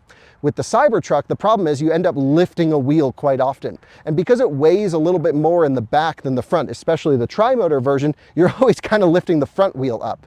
Now, that's actually okay in this case because I have a front differential locker that allows me now to actually activate it and transfer the power across car, so I'm not just spinning this wheel to the moon and not getting any forward propulsion or forward torque to the ground without a diff locker like I was having issues with before. It would try and grab brakes to transfer torque, but it wasn't great. Now I can at least lock the diffs, and we'll have a full off-roading deep dive now that I have all that stuff coming very soon, like I mentioned. I wish, the way the Rivian works is they have a hydraulic line that runs cross car, and they can adjust the hydraulic pressure in those lines so they can infinitely control the roll stiffness from a flex standpoint of the vehicle. In sport mode, they can make it incredibly stiff and have no body roll, all the way to just letting it completely flex out in a rock crawling situation. What I'd like to see is an aftermarket company perhaps have a quick disconnect on the front sway bar, maybe the rear sway bar as well, just so I could reach under there, boom, disconnect it, get some more flex out of it for off-roading. But again, I don't think that was the intended use of the Cybertruck. So that's the suspension layout. For on-road, for performance handling, the bars are sized properly, even for track work and stuff like that. This truck is certainly the most nimble, the sportiest, and the easiest to drive quickly out of the bunch. I wouldn't have said this even 1 month ago. 1 month ago, the Rivian was the clear leader in this category, but now that Baja mode is not, basically it's not locking you into high suspension, you can run a lower suspension in Baja mode. It has transformed my opinion of this truck, and I can now get it working with the Baja mode in standard suspension. Occasionally, I'll still have like a half shaft overextension issue on the front where I can almost hear like a half shaft spinning or some issue going on up there. I got to bring it into Tesla and make sure everything's like bolted down correctly, because other Cybertruck owners haven't said that they've heard this half shaft spinning issue, but I also probably drive this harder than most other Cybertruck owners in Baja mode. But yeah, I mean, this thing, if you're in Baja mode and turn ESP off, it'll just roast the tires. It's hilarious. It's really, really crazy. So that's suspension, chassis stiff. From a performance standpoint, the truck's incredible for what it can do. And then we get to the steering. And the first thing you should note is that the steering wheel is not connected to the wheels. I'm not telling you anything you don't already know if you're watching this video. So the steer-by-wire is really interesting. And I can even take you for a drive and we can talk a little bit more about steer-by-wire. But there's been a software update recently that's, I think, increased my rear steer to 7 degrees. I thought it was going to be 10, but I have 7 degrees of rear steer and a little bit more front turning as well. And it makes this unbelievably nimble to drive around town. I mean, this is the clear core competency to me of the Cybertruck, is how huge it can be and how small it can feel to drive just because of the steering system. So, let's jump in and I'll take you for a ride. I don't need to walk through the engineering of the steering because I think most people understand it. You have dual redundant motors on the front rack with a 48 volt motor, 2 motors actually. It's a ZF source system. And then you have a single motor in the rear, driving the rear wheels in terms of turning. So let's jump in and we'll talk a little bit more about the steering and the overall drivability and suspension comfort on the road. So one thing I really actually like about the Cybertruck is the steering wheel itself. It's like a nice squircle, if you will. It looked a little bit awkward at first, but using it, it's kind of cool. It's thin. There's quite a bit of feedback that's simulated in the electric drive motor that's in the rack that comes through the steering. The only time that it doesn't have great feel is when you really load it up in a corner. It kind of maxes out the force of that motor driving the steering wheel, and you get a very vague response on the limit. So you just kind of have to listen to the tires. Thankfully, it's electric to know like when you're approaching the limit of grip on the front axle. But it seems pretty cool what this thing can do. Another thing that I actually like quite a bit is just having my gear stock right here. In comparison, my Model S screen is so far away with the shifting on the screen. Here you can see I can keep my hand on the wheel and flip between reverse and drive. So it's almost like having a stock. When the screen is moved away in the new Model 3 or in my Model S, I really don't like this shifter here. Thankfully, there is the override shifter up here that you can pull up and you can, you know, tap different.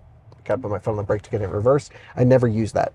That was probably the first time I've ever used it in this truck, is just to demonstrate that. So I'm at full lock right now. I can go into drive, go full lock to the left, and there's just nothing that is as nimble as just going zoop and zoop. It's otherworldly. And what you don't really notice when you first get into the Cybertruck, most people are like, wow, that steering's pretty cool.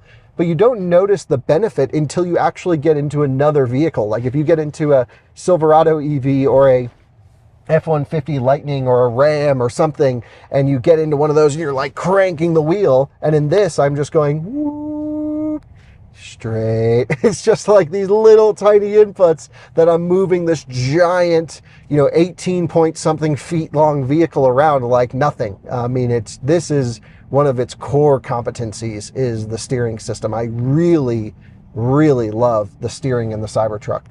And driving around at low speed has been no issue, almost no learning curve. It took me 5 minutes really to get used to this system, and it's gotten better since I've taken delivery and from when I first tested the Cybertruck at the beginning of this year. I always said the steer-by-wire system when I initially reviewed the Cybertruck was good until you drove it hard.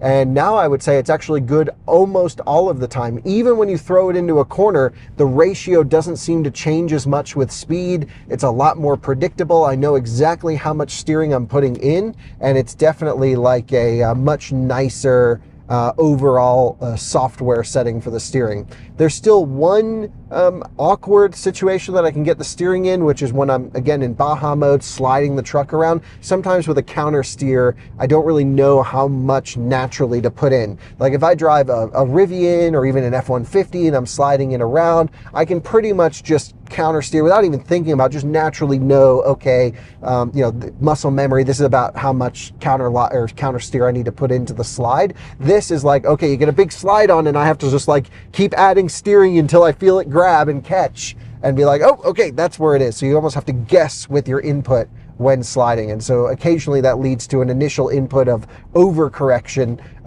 from a slide, but it's so quick you can just correct it instantly, which is really nice. The response of the steering is something I've heard a lot of people talk about, and they've asked me as well, like, isn't the steering system slow? It's like, no, boom, boom. It is as quick as I can turn the wheel, the Cybertruck is turning. A lot of what people are concerned about from the steering system is a dry steer situation, which puts the most load onto the motors, the most load onto the rack. It's something I don't really recommend people to do all that often, is just sit there and dry steer it. It's just so rough on all of the components. I certainly never do. And certainly going from lock to lock in this, even with some of that dry steer lag, when you're trying to turn that tire with it just sitting on the pavement, you're still turning way faster than you could in a traditional combustion or even electric, traditional steering system, if you will.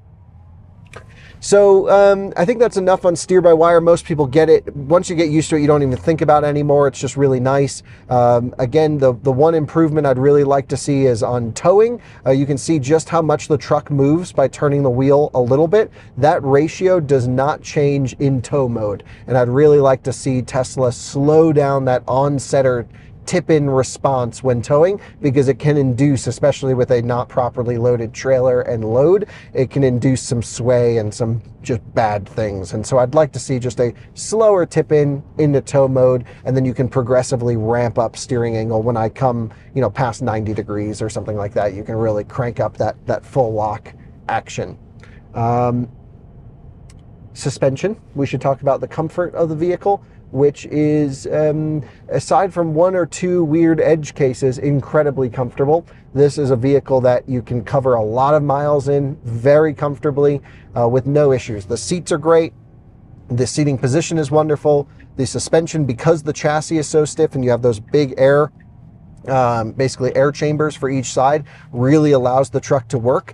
Although I do notice a ton of head toss in the Cybertruck. And this is just the nature of having physically connected sway bars, where when one side hits a bump, the whole truck leans that way. And especially if you're pulling into an undulated driveway, or pulling up into, something like that at a 45, and one side hits the curb, you're like, whoa, leaned over this way, and you get these huge body swinging motions. And this is where I think having an electronically disconnecting sway bar, like a 7 Series has it, or Porsche Dynamic Chassis Control of old had like a dynamically adjustable sway bar based off the driving condition, or even Rivian going hydraulic, like a McLaren situation. Rivian and McLaren use a similar technology, would have really benefited the ride quality of this truck. And again, for the price point of it, especially considering the Foundation series and all of that stuff, I would have loved to see that sway bar tech improve. It would have helped for off-road and on-road dynamics as well. And so I think the head toss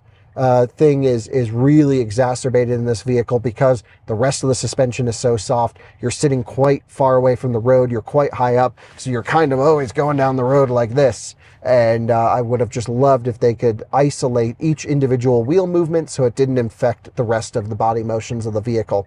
Other than that, there's no porpoising of the body like sometimes you get in Rivian. It's just a really comfortable front and rear balance of the truck. Is again just slightly heavier in the rear, which I kind of like, because I can just kind of use an off throttle entry into a corner and get it to rotate, especially now that you can back ESP off.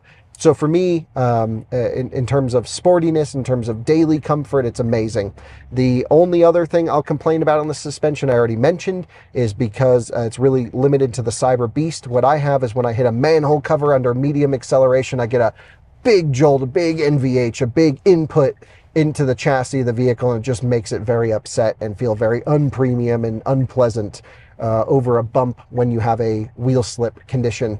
And I just really don't like that. But everything else is nice. Cruising. Alyssa, I'll just let you grab the mic really quick, because I'd like to hear your thoughts, as you've done a lot of miles in this as well. Well, the one thing with ride quality is, like you've mentioned about with the steering wheel, that's one thing I don't like personally, is how much one little, especially because it doesn't have autopilot or anything while you're driving on the highway, if your hands are not still, then you're going into a curb pretty quickly. Yeah, so even at high speed, you're saying the steering input's too quick. Yeah, I don't like that a lot, especially, because it does not have any driver assistance, but overall ride quality I think is always it's very nice, it's comfortable, and it goes over bumps pretty well. It's not like my e-tron for sure, but it's a truck, so you put it in the truck category, and I think it's definitely pretty high up there in comparison to others. Hey guys, it's Colton from Out of Spec Detailing, and I'm going to give a little bit of insight to what I've found over the last couple of months on how to actually keep the Cybertruck clean. In all honesty, I feel the Tesla Cybertruck is one of the most complicated vehicles to actually figure out what works and what doesn't work. But I've come to kind of grow and know and love this thing and really start to understand, okay, what works, what really doesn't work. So at the beginning of the year, when Kyle went down to drive Ben's Cybertruck, I was also down in Austin working on a Cybertruck as well. And I did a huge batch of videos, I think 8 or 9 videos, where I tested everything from household cleaning products to waxes, waterless washes, ceramic coatings. I tested everything down there, and one of the only things that I actually found that really worked the best on the Tesla Cybertruck was the Barkeeper's Friend Soft Cleanser. Now this is actually more of a compound form of a cleaner. Barkeeper's Friend makes basically 3 different ones. So you have a powdered form, you have a sprayable form, which is called More, and then you have the soft cleanser.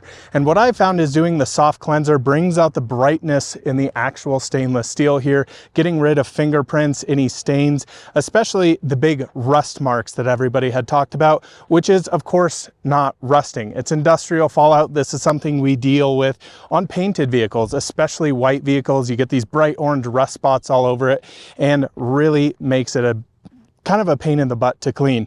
But doing the Barkeeper's Friend on it and then Windex seems to be the ideal solution. Using an acid that's found in the Barkeeper's Friend and the ammonia, which neutralizes each other, really seems to be a nice combination. Then after I came back to Colorado, started working with our Tesla Cybertruck over here, we started playing more with specific metal coatings. So I've tested 2 now that I would kind of say I'm still trying to figure out which one I prefer. I use DIY metal detail coating on here, which is what's actually on our Tesla Cybertruck. And I also tested Protect-A-Clear, which is not a ceramic coating. It's a protective coating installed very differently than a traditional ceramic coating, but gives a very unique and interesting finish. If you're curious about how those go on, basically head over to the Out of Spec Detailing channel. I've got huge, long, dedicated videos to all of those. But I would say one of the biggest challenges with the Cybertruck is, of course, just the nature of the stainless steel. It definitely seems to pick up a ton of fingerprints. Kyle, I want to have you come over here. And as you can see, we literally just ran this through the wash, and you still deal with fingerprints all the time. Now, the big rationale of me wanting to do something like a ceramic coating or a protective coating on the Cybertruck was to be able to get areas like this out. Water spots, bug stains are a huge issue, especially on the front end, and of course fingerprints. So you want to just be able to clean these up quickly. Say you're going to a Cars and Coffee, wipe it down with Windex, wipe it down with a waterless wash in this situation. But other than that, I mean, in all honesty, initially it was a huge hurdle to figure out, okay, this works, this doesn't work. Now I'm kind of feeling like it's almost a little bit easier to keep clean once you get some coatings on there, once you understand what really works and what doesn't. I see a lot of folks out there recommending, hey, I use this on my fridge. Wyman stainless steel cleaner seems to be like the one that everybody goes to. I've tested it on here. It looks absolutely terrible. Funny enough, I've also tested the official Tesla Cybertruck detailing kit and was probably one of the worst contenders on their actual Tesla Cybertruck. So it's been a little bit tricky to figure out, but definitely stay tuned because I'll have some more recommendations coming out because I truly feel like there are better products. But as of right now in June of 2024, I think I've got a good cleaning regimen for the Cybertruck. And the regimen is just Windex? Barkeeper's Friend first off, which we'll need to do another video on, and make sure that you're not doing it too often. Of course, you guys have probably seen on the Cybertruck, you can actually polish the stainless steel to an absolute mirror. Over time, using a Barkeeper's Friend solution with a bunch of that compound abrasive in there can actually turn this super shiny. So I would say maybe every 6 months, but more often a year. Keep it with Windex. If you coat it, you can use a waterless wash, normal pH neutral snow foam on here, and have yourself a day. What about the build quality in terms of metal and other stuff? You've done a review. Can you talk to us about that? So I have done a full dedicated build quality analysis on the Cybertruck, and I gotta say, from my experience, it's decent. I wouldn't say it's anywhere near perfect. Our front trunk definitely needs a lot of work on here. You can see areas like our molding just sticking out of here. It actually seems like recent Cybertrucks, they've removed that piece so they don't have to deal with it. This side is actually the worst, where it's literally just flapping out here, essentially. I can grab onto it. Does not look all that good. I gotta say though, honestly, I'm surprised how nice the exterior kind of fits together. I know a lot of criticisms have been out there. I was one of those when we were seeing, you know, the early Cybertrucks, all the panels were all warped and everything like that. I gotta say, exterior build quality wise, I think is a lot better than interior. Interior has had massive creaks and rattles just develop over that 15,000 miles. That's been quite annoying, as I'm literally getting suntanned right here. Well, thank you, Colton. Appreciate it. Alyssa, you joined me behind the camera. We got a mic on you now. Hi guys. I think this is a really important section because 95+% of the conversations that I have about the Cybertruck are unfortunately not about the engineering, driving dynamics, evaluation of charging performance and range and efficiency and the stuff I care about. It's actually about the social acceptance of the Cybertruck. That's ugly, that's cool. Are they stupid? Is that real? People are driving crazy around you, you know, taking pictures, causing havoc in traffic. But I think a lot of that has changed even since we took delivery of the Cybertruck. I've noticed some big shifts in the public interactions that I'm having with it. And I think it's worth talking about it because this is really a statement piece for a lot of people in 2024. Of course, we bought it because we're interested in vehicle engineering and all the cool stuff that it can do. But I think most people probably buy it as like I mentioned, a statement piece. So Alyssa, when we first got the Cybertruck and we first were playing around with it, how crazy was it to live with it and own it? I really felt my privacy was like at a 0 and my social battery was always at a 0. So it got to the point where I told you that it can't be parked in our driveway. It has to be parked here because we were getting stopped all the time. People wouldn't even let me out of the driveway at some points because they were wanting to talk about it. I'm like, look, I gotta go. Like, this is great. Go to Loveland and check them out. They're sitting there. At the showroom. But yeah, it got pretty intense. And even our neighbors were like, why are people constantly turning around in front of our house? And then they figured it out. That was this. So it definitely became a little bit of a pain point there for the first month or so. And for some people that was exciting. For me, I love talking to people. I love meeting people at superchargers and everything. And I was like, damn, I've got friends everywhere when you have this thing. And the crazy thing to me was there was so much hate online, that I could almost receive no positive response to this truck online. But in person, everyone loved it. Kids especially loved the Cybertruck. Even earlier today, we had a group of kids walk by. They're all like, oh my God, Cybertruck, crazy. And so I think maybe it's a little bit of a generational thing, but either way, early on, you could almost not go anywhere without people talking to you, talking about the truck. You could hear murmurs all around you if you were near it in a parking lot, people talking about, isn't that crazy? Is this thing real? What is it? So many people didn't even know it was a Tesla. So many people didn't even know it was electric. A lot of people weirdly knew it was bulletproof. Almost everyone knew it was bulletproof, but didn't know it was electric. So whatever, all the videos of everyone shooting these things, it's not actually bulletproof, but it is bullet resistant in certain areas. That was a common topic that would come up. But I feel like the sentiment is kind of shifting now, especially as we come into summer 2024. People have seen them. There's maybe 5 here in town in Fort Collins. I see a couple, there's a guy who owns like a swimming pool store right down the street from our house. He's got one parked in front of his shop all the time. Fewer people are like staring and pointing and losing their mind over this thing. Would you drive it a lot, Alyssa? What do you think? Yeah, I mean, we got the windshields tinted for not really that reason. We like to get all of our windshields tinted, but it was nice to definitely not have that fishbowl effect and everybody is like filming you while you're going down the road. For me, I'm an introvert, so that got very agitating and I really wouldn't drive it because of it. But now that things have died down, I enjoy driving it. I like to take the dogs out and go swimming with it. It's a great little dog hauler for me. And it's grown on me since all of the interest of it really has died down a lot. There's still some things here or there, like I got flicked off the other day. Yeah, I've actually noticed maybe a little bit more hate in person has popped up more. Yeah, It used to just be pure excitement. bold, I guess. I just thought the guy was waving at me and wanted to know about the truck, and so I waved back at him, and then he flicked me off. So I was like, "Oh, okay." But other than that, I mean, I think the popularity has died down. There's more in town here, but I mean, if you go and buy one and you're out in the middle of Kansas or something like that, yeah, you're gonna get a lot of attention. It probably is not gonna die down anytime soon there. It still probably gets more attention than any other vehicle possibly could. Oh, for sure. I mean, like today, at least 4 or 5 people were still filming us. Actually, I think when I look at who's filming us, it's the children. It's always kids. So, which is great. I've had a couple kids come up to me when I'm in the driveway and want to check it out and see it, and I always give them a full tour, and it just makes their whole life, makes their whole day. So it's really neat to see the generations actually being more interested and appreciative of different cars. I don't think they really understand the electric versus gas side of things, but I think at the young age, there is no more of that anymore. People are becoming more noticeable and knowing of electric cars. It's just a normal thing. So, but it's grown on me. Yeah, I would say the general social acceptance of the truck, it's just becoming more normal.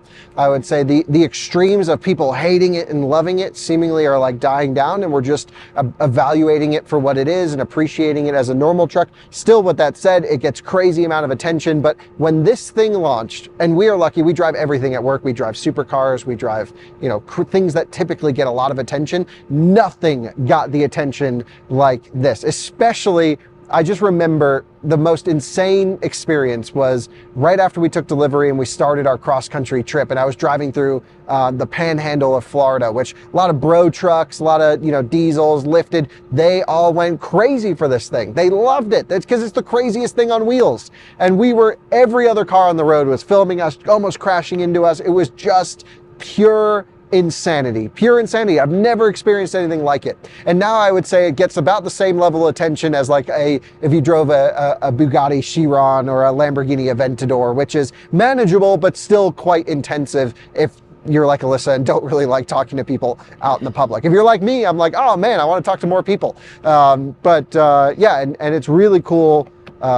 Even today at Starbucks, I rolled up and this was the first one the woman had seen, and she was taking pictures, and she's like, oh, my brother-in-law has one on order and he can't wait and he's excited and all that stuff. So still overwhelmingly positive in person, overwhelmingly negative online, but it seemingly has died down a bit. And I think even folks who initially thought like this is stupid from a styling perspective can now start to understand how cool it is to drive it and live with it. Alyssa, we had your friend MJ here in town who was helping with the dogs. She's like, I don't want to be seen in that Cybertruck. So I picked her up in the airport with it. Yeah. And actually it had that same celebrity response. Everybody around her was like, oh my God, look, a Cybertruck's coming. Cybertruck, this, that. And she was like, oh God. And she was actually filming the entrance as well. She thought it was funny. And she was like, yeah, this is ridiculous. But over time, we used both the Rivian, the truck, and then also this. And she actually, I think, in the end, preferred driving around in this car as well. She's a dog person, so take that all into account as well. And she said it grew on her. The onboard power was a big thing for her. Yeah, this running her heater just had much better power conversion power to run the heater in the back, had better HVAC for cooling in the cabin, right, and a few other things that she really particularly liked about it. Yeah, and her son drives a Model X, an older Model X, and she's driven that quite a bit. And once she started being inside of it for quite some time, she that's the same for me. You forget what you're in until people start videotaping you, and you're like, what's so cool about it? And you're like, oh yeah, I forget I'm driving this. Yeah, because it's so normal when you're on the inside. Yeah, it really is. You feel like you're in any other Tesla, and which that I can appreciate. It kind of dies down the level of celebrity status, but then you jump out, you're like, oh wait, yeah, it's a funky looking refrigerator. So let's answer the question. If you're buying a Cybertruck, do you go dual motor or tri-motor? Dual motor. I think dual motor for most people. Unless you're going to be tracking it or really need the benefits of those individual motors in the back for sliding around, doing interesting things, the dual motor is going to give you a much better daily experience because, again, it's that rear motor pushing you. To me, that's just a mental thing as well. I just like having my primary axle be the rear axle. I don't like the feeling of the bumps over here. And the dual motor is $20,000 less.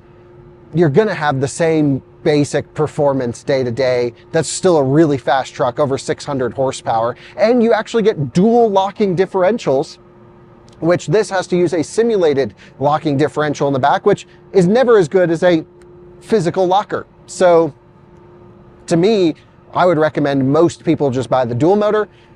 Me, again, if I had the opportunity to buy again, I would still get the tri-motor. I love the power. I love the ability from a performance standpoint to have torque vectoring on the rear axle. I think it's hilarious how fast it is. And so I kind of like having the tri-motor, but I'm okay to deal with some of the compromises, the cost and the NVH and some other things that come along with having it. So my recommendation for 99% of people towing, hauling, driving normally day to day, get the dual motor. Even if you're hardcore off-roader, get the dual motor with dual lockers. That's pretty sick. But if you're a stupid idiot like me, maybe get the tri-motor. Alyssa, your thoughts, because you've been in both as well. Yeah, I mean, now that I've experienced both, but not just Tesla, but Rivian as well and other car companies, and it seems that the common denominator is always the dual motor. So I feel as though that's just the most compromise and comfortable choice for most people, and it's usually cheaper. And one thing people just, the speed is always great, but I love getting in my e-tron and having it be kind of slow. I mean, it's fast enough, it beats all the other cars off the line, but it is just a more comfortable. This is your head's getting pinned to the wall. You have to make sure your neck is braced. I mean, I was scared to have a 90-year... You can drive it in chill mode. Yeah, I drive it in chill mode. Okay. And it's great, but like, I was afraid to have my 90-year-old grandfather in here. I'm like, Grandpa, really put your head on the headrest and, really brace your neck for this. He's like, okay. And he loves it. I mean, it's a showboat case. It's not really a everyday usability thing. So save $20,000 and get the more overall package. Get the dual motor for sure is the clear answer. Let's talk about the issues we've had with the Cybertruck, because this is what a lot of people are going to want to know. What has broken on our truck over the last 15,000 miles of usage? And I think it's important to mention things came broken on this truck, most notably my build quality, whatever's going on with the front trunk, all these edges. Colton already mentioned it in his build quality review, but all of that was noted upon delivery and has not gotten worse. But that is just, to me, appalling fit and finish. That is crazy. Yep, but you still took delivery of it. That's just the Tesla ways. People just don't care. But well, they'll fix it under warranty. I have nothing to worry about. But it's just, with every Tesla we've ever bought, it always has to go back 1 or 2 times to get dialed in. Right, yeah. It's, overall, it's just hard. That side is just difficult for me. Okay, well, I'm probably more forgiving than most, also because I'm buying this for content. Right, I'm not just a general car buyer. We have a different use case for it, but if somebody were spending their good hard-earned money and they showed up and then see this kind of whatever's going on over here. I mean, there's weather stripping hanging out right there. Yeah, Colton mentioned that. Yeah, it's all this different stuff. It's just like, it's mind-blowing to me that they're like, okay, yeah, they won't care enough, or we'll just fix it later. It's such a crazy mindset. Quality is not the main driver. Like when we talk to Porsche engineers, Audi engineers, Mercedes engineers, I'm quality. I like the quality. Yeah, Rivian, great quality. Yeah, actually. Rivian's great quality. Okay, so our wiper fell off. We had to go get a new windshield wiper. Yep. And that was actually an interesting process because when it fell off, we were driving without a windshield wiper, and it wiped a couple times in auto wiper and kind of scratched the windshield right here. Yeah, I don't know if you can see it. Yeah, but Alyssa, you went in to get the wiper replaced from Tesla service. I did. In Loveland, and they were kind of like, you had to pay for a wiper. Yeah, I walked in initially and they're like, oh, well, you want a service appointment? And I'm like, to put on a wiper, I need a whole service appointment, this, that. They're like, okay, well, we could just give it to you too. I'm like, yeah, I mean, I came in here, I just want it. And so they went and like, they why got don't you wait for your service appointment? I'm like, because it might rain in the next 3 weeks. Yeah, I was like, because we don't have like a working wiper and it's already scratching our windshield. Are you guys going to put that under warranty as well? I wasn't nasty. I wasn't caring about it. I was just like, come on, guys, let's get the brains moving a little bit quicker. But yeah, so I went in, got the windshield wiper, and then they're like, so how do you want to pay for this? I was like, shouldn't this be covered under warranty? And they're like, oh, well, how did it break? I'm like, regardless if it broke or if it fought, like whatever it is, we've had this for less than 3 months at that point. It's not like we were ripping on it. Yeah, I was like, what do you think I'd manually do as a little woman to break my truck? Well, it broke when Jordan had it. Well, and he was like, oh, I'll let this one go. I'll give it to you guys under warranty for free. I'm like, well, no shit. I mean, I was like, okay, wow, thanks, buddy. You really saved my day. But I didn't get to know how much it cost, which that kind of bummed me out. I literally could have just looked, but my mind was so flabbergasted. Yeah, that was the one thing. I'm like, Alyssa, how much were they going to ask you to pay for the wiper? I was just thinking about how much, just crazy that they wouldn't have covered that under warranty to begin with. But, oh well, we got a new one.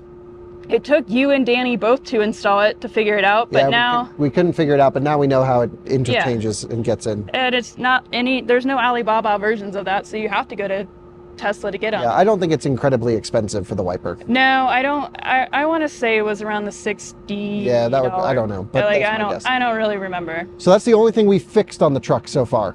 Yeah, because we just haven't brought it in for service. We've had a service appointment that we keep pushing back and back because we keep filming with it and people need to use it, we need to use it. Yep. And so we still have not had our recall fixed, which is the accelerator pedal rivet. Which ours isn't broken. Well, it's like, it's either fine or when it does break, you're like pegged at full throttle. Yeah. So it could break. Yeah. And so you just need to hit the brakes if that happens. And I also make sure I never try and, when I am wide open throttle, push the pedal forwards. Right. I'm always kind of actually pulling back a little bit, but we do need to get that installed. When this was out in California with Jordan, that's actually when the rivet recall popped up for the accelerator pedal. And we made a Tesla service appointment to try and have that fixed because a lot of people drive this truck. Friends drive it. I don't want them getting into a dangerous situation. And the local Tesla service center was like, sorry, we don't work on Cybertrucks. But we're like, we just need the little stupid thing in the accelerator pedal. It takes 10 seconds. They're like, nope, you can schedule an appointment. And we're like, okay, well, when it goes in for everything, we'll just have them take care of that as well.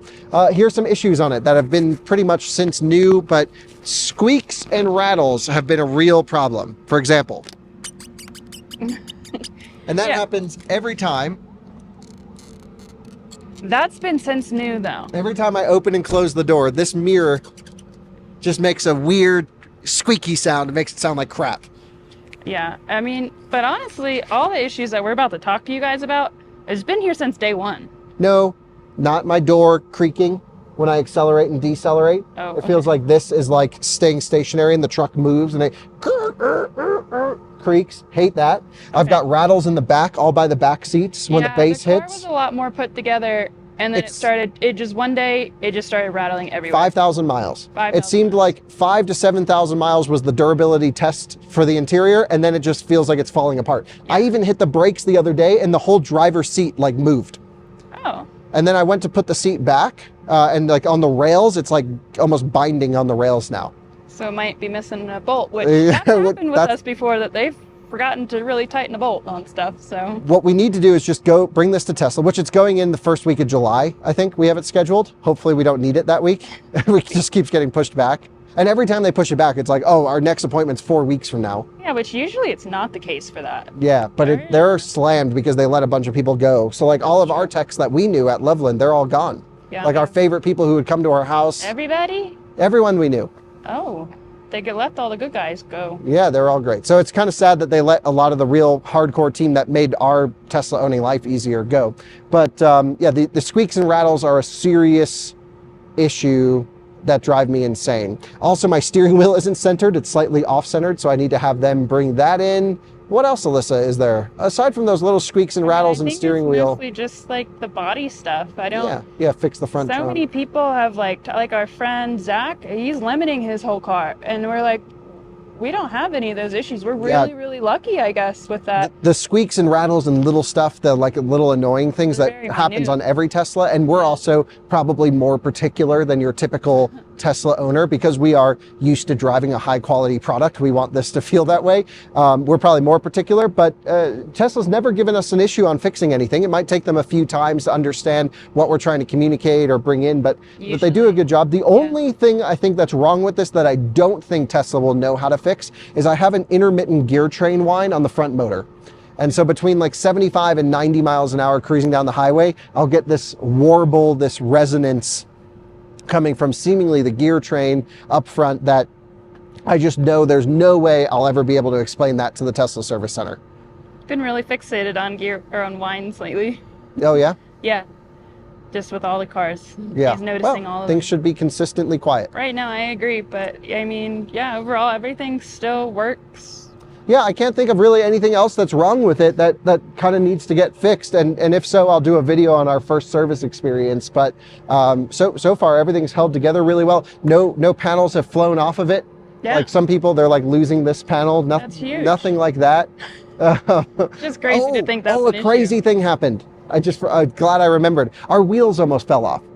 Your wheels? So something did almost fall off. Oh, because, yeah. The lug nuts backed themselves off. Yeah. Which is not like totally unusual. Like if you drive cars hard, you always want to make sure you tighten them. But what was weird is Motor Trend borrowed the truck. We got it back from them only like a few miles, like not even 100 miles later. We had the wheel caps on the truck at the time. Jordan picks me up at LAX airport and you can see all this damage in here. So like the whole wheel got chewed up. I wonder if they'll warranty me a new wheel. All of this damage in here is because one of these lug nuts backed themselves off and actually came completely off, and the rest were loose on all of the wheels. And the wheel cover held in the wheel nut, thankfully, and we didn't miss one. But I was like, we're at the LAX airport pulling wheel covers out of this thing in front of a crowd of people, just like trying to hand tighten these before we could get to a torque wrench. Shout out to my friend Zach for bringing one over so we tightened the wheels up. But that was a real weird issue that I've never really seen on another car happen like that.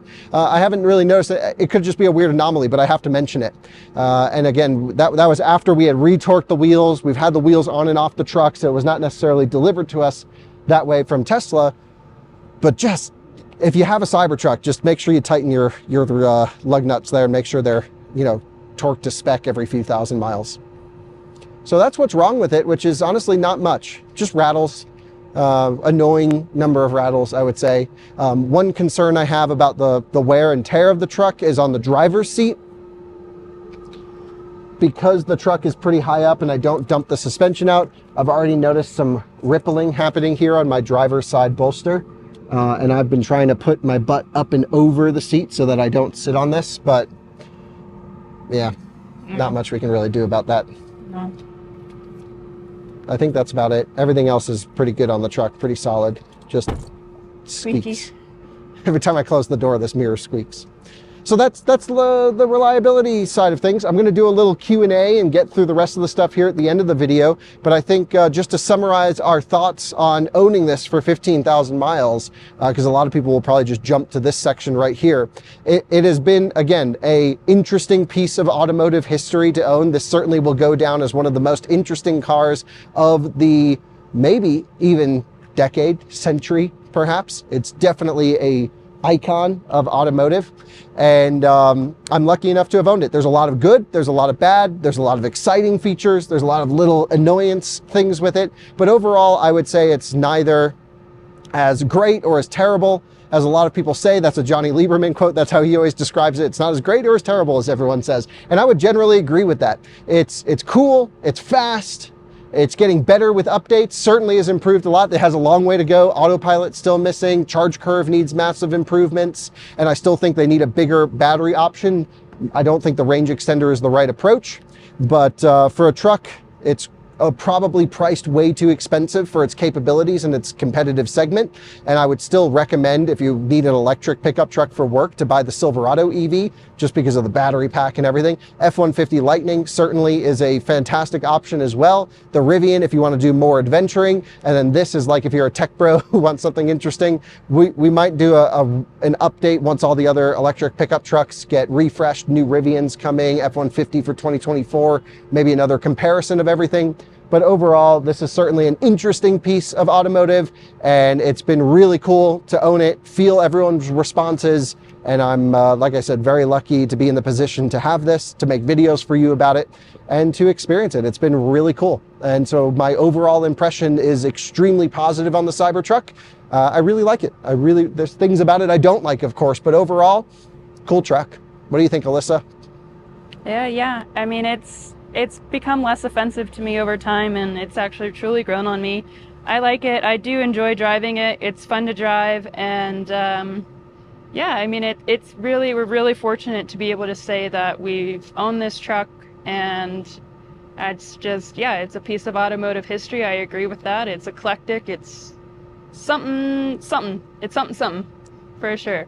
Great. Well, let's go back. I'm going to do a little Q&A, just answer some of your questions that you guys asked on Twitter and my Instagram, and then we'll finally end this video. Hello, viewers. Just to end the video with a little Q&A, I asked some folks on Twitter, Instagram, or is it X, whatever, just some questions about it. So let's just run through it. How unsafe is the snow blocking the front headlights? Well, I can show you over here. There's this like lip in the front bumper, and snow accumulates in here, and there's no heating element for the headlights. So yes, it's a little bit annoying, but actually kind of the similar thing happens on the front of the Rivian headlights, where these get covered in snow and don't accumulate much heat. So yeah, especially if you're like following a vehicle in schmutzy conditions where there's slush and crap getting thrown all over the Cybertruck, it just gets progressively darker at night. The headlights are okay. They're pretty good. I would say not incredible headlights out of the box, but they're acceptable. When you start getting snow on them, yeah, that's definitely a problem. And the lip doesn't help. How are the cooled seats? I've seen exactly 0 people talk about how well they work. They're pretty good. They're not like Kia good. Kia has the best cooled seats, but the cooled seats in the Cybertruck are the more ventilation, but the pickup is near seemingly a cold area of the HVAC, so it works pretty well. No major issues with that. Phantom drain, this is a real problem. This truck drains a significant amount of energy when parked with even Sentry mode off. I've never seen anything like it. I really hope they work on the phantom drain situation, because this thing will drop multiple % per day, which is kind of insane, especially considering it's a 120 kilowatt hour battery pack. So yeah. Bed water resistance, I took it through the car wash today. The bed gets wet. It's not that water resistant. I wouldn't put anything in there you're worried about getting wet with the tonneau closed. If I wasn't running my business, would I still purchase this vehicle? Honestly, I'm a car enthusiast. I think a lot of what you see on YouTube is a reflection of my personal interests anyway. Perhaps if I had a disposable income enough to afford something like this and afford the depreciation, yes, I can eat some of the depreciation because I'm able to make videos like this for you guys. So I probably, if I was in a financial position where I could say, yeah, I don't mind losing 50 grand in a year or whatever this thing's going to drop. I don't know. Probably like 30,000 in the first year. Would I still purchase it? Probably. It's really cool. I'm into it. I think it's neat. Should I buy a foundation or wait a few months? I want the Beast, but if I can save $20,000 and subscribe to FSD, that'd be ideal. Well, first of all, yeah, do you need the Beast? Maybe, sure. But yeah, definitely don't get a foundation series. There's no benefit. It's just a badge. It's this badge right here, and it doesn't do anything. In fact, I still don't have autopilot. Did not get the light bar. Haven't got the power sharing stuff installed yet. What else came with foundation? I don't even know, but it seems like they charge 20 grand for really not much. Someone asked, what are the missing foundation series items? Quite a bit. I don't know all of them offhand, but it seems quite a bit. Is it better than an R1T, Hummer EV, and F-150 Lightning? Is it worth the premium price to the R1T and Lightning? So so many categories to review that in. I still think the R1T, if you don't need a big truck, is a great electric truck. They look good, the right image, they're very high quality. I love the way they drive. I'm a huge Rivian fan. I like the company, I like the trucks, I like the way they drive. They're awesome. Hummer EV, also badass. Honestly, I kind of would choose a Hummer EV over this. Probably, to answer the question, if I didn't have a YouTube channel, I just wanted like a crazy Tonka toy truck, I'd probably get a Hummer EV because they're hilarious. Big battery, fast charging, and just, you know, pops wheelies. They're insane. Yeah, that's probably what I'd be driving. And it came out, you know, 2 years ago or whatever. So, is it worth the premium price to the Lightning and R1T? For most people, probably not. But to me, maybe. I don't know. I still think if I ever had to have just one car in my garage to do everything, it'd be an R1T. I can only keep one, R1T or Cybertruck. I don't know. I think, honestly, I like the size of the Cybertruck so much better than the Rivian. But that, I would only keep the Cybertruck over the R1T if we had an R1S. This is just a review truck that I have. So if maybe I buy an R1S in the future, I could see myself getting rid of the R1T and having this. But I think at this point, I at least always need to have a Tesla in the garage and a Rivian in the garage. These two companies represent sort of the pinnacle of automotive engineering from a software first perspective. And as a car reviewer, it's really important to know what the benchmarks are doing and to live with them on a daily basis, so that when I review a BMW, an Audi, a BYD, a NIO, an XPeng, etc., I know what these two companies clearly benchmarks are doing in the space. So yeah, I think I'll always have a Rivian and a Tesla. Whether it's those particular two and this one will stick around, I'm not totally sure. I can't sell my Cybertruck for a year, otherwise Tesla will sue us, unless I sell it back to Tesla. And I was thinking, like, maybe I should just trade this in on a new Model 3 Performance once we're done making the videos. I still probably need it for another 3 months, and then after that, I need to really make a decision to say, hey, have we gotten all the content we need out of this truck, and should we dump it? And dump it in a way where it's appropriate for Tesla, and we know we're not going to get in trouble for selling it? Or do I just keep it long term? I'm kind of not super into the, like, keep it long term idea on this truck. There's enough annoyances for me, and certainly the depreciation cost could be very high here, where I probably won't keep it forever. But who knows? Maybe I'll like it once we put the big tires on it and the Martian wheels and start having some fun. I don't know. I just think if I'm going to keep a truck long term, it needs to have bigger battery, faster charging, good for towing, and actually usable vehicle for my needs. And that would be like Silverado EV or Sierra EV, something like that. Kind of has my eye replacing the Cybertruck. Anyway, who knows what'll happen in the future. I don't want to make any promises because I really don't know, all just ideas. But thanks so much for watching my Cybertruck ownership update. I hope you guys enjoyed this one. It was really fun to make it. Check out my article if you haven't yet, and hopefully you learned a little something about the Cybertruck, or you just wasted 2 hours of your life. I don't know. Thanks for watching. See you on another one again soon. Bye-bye.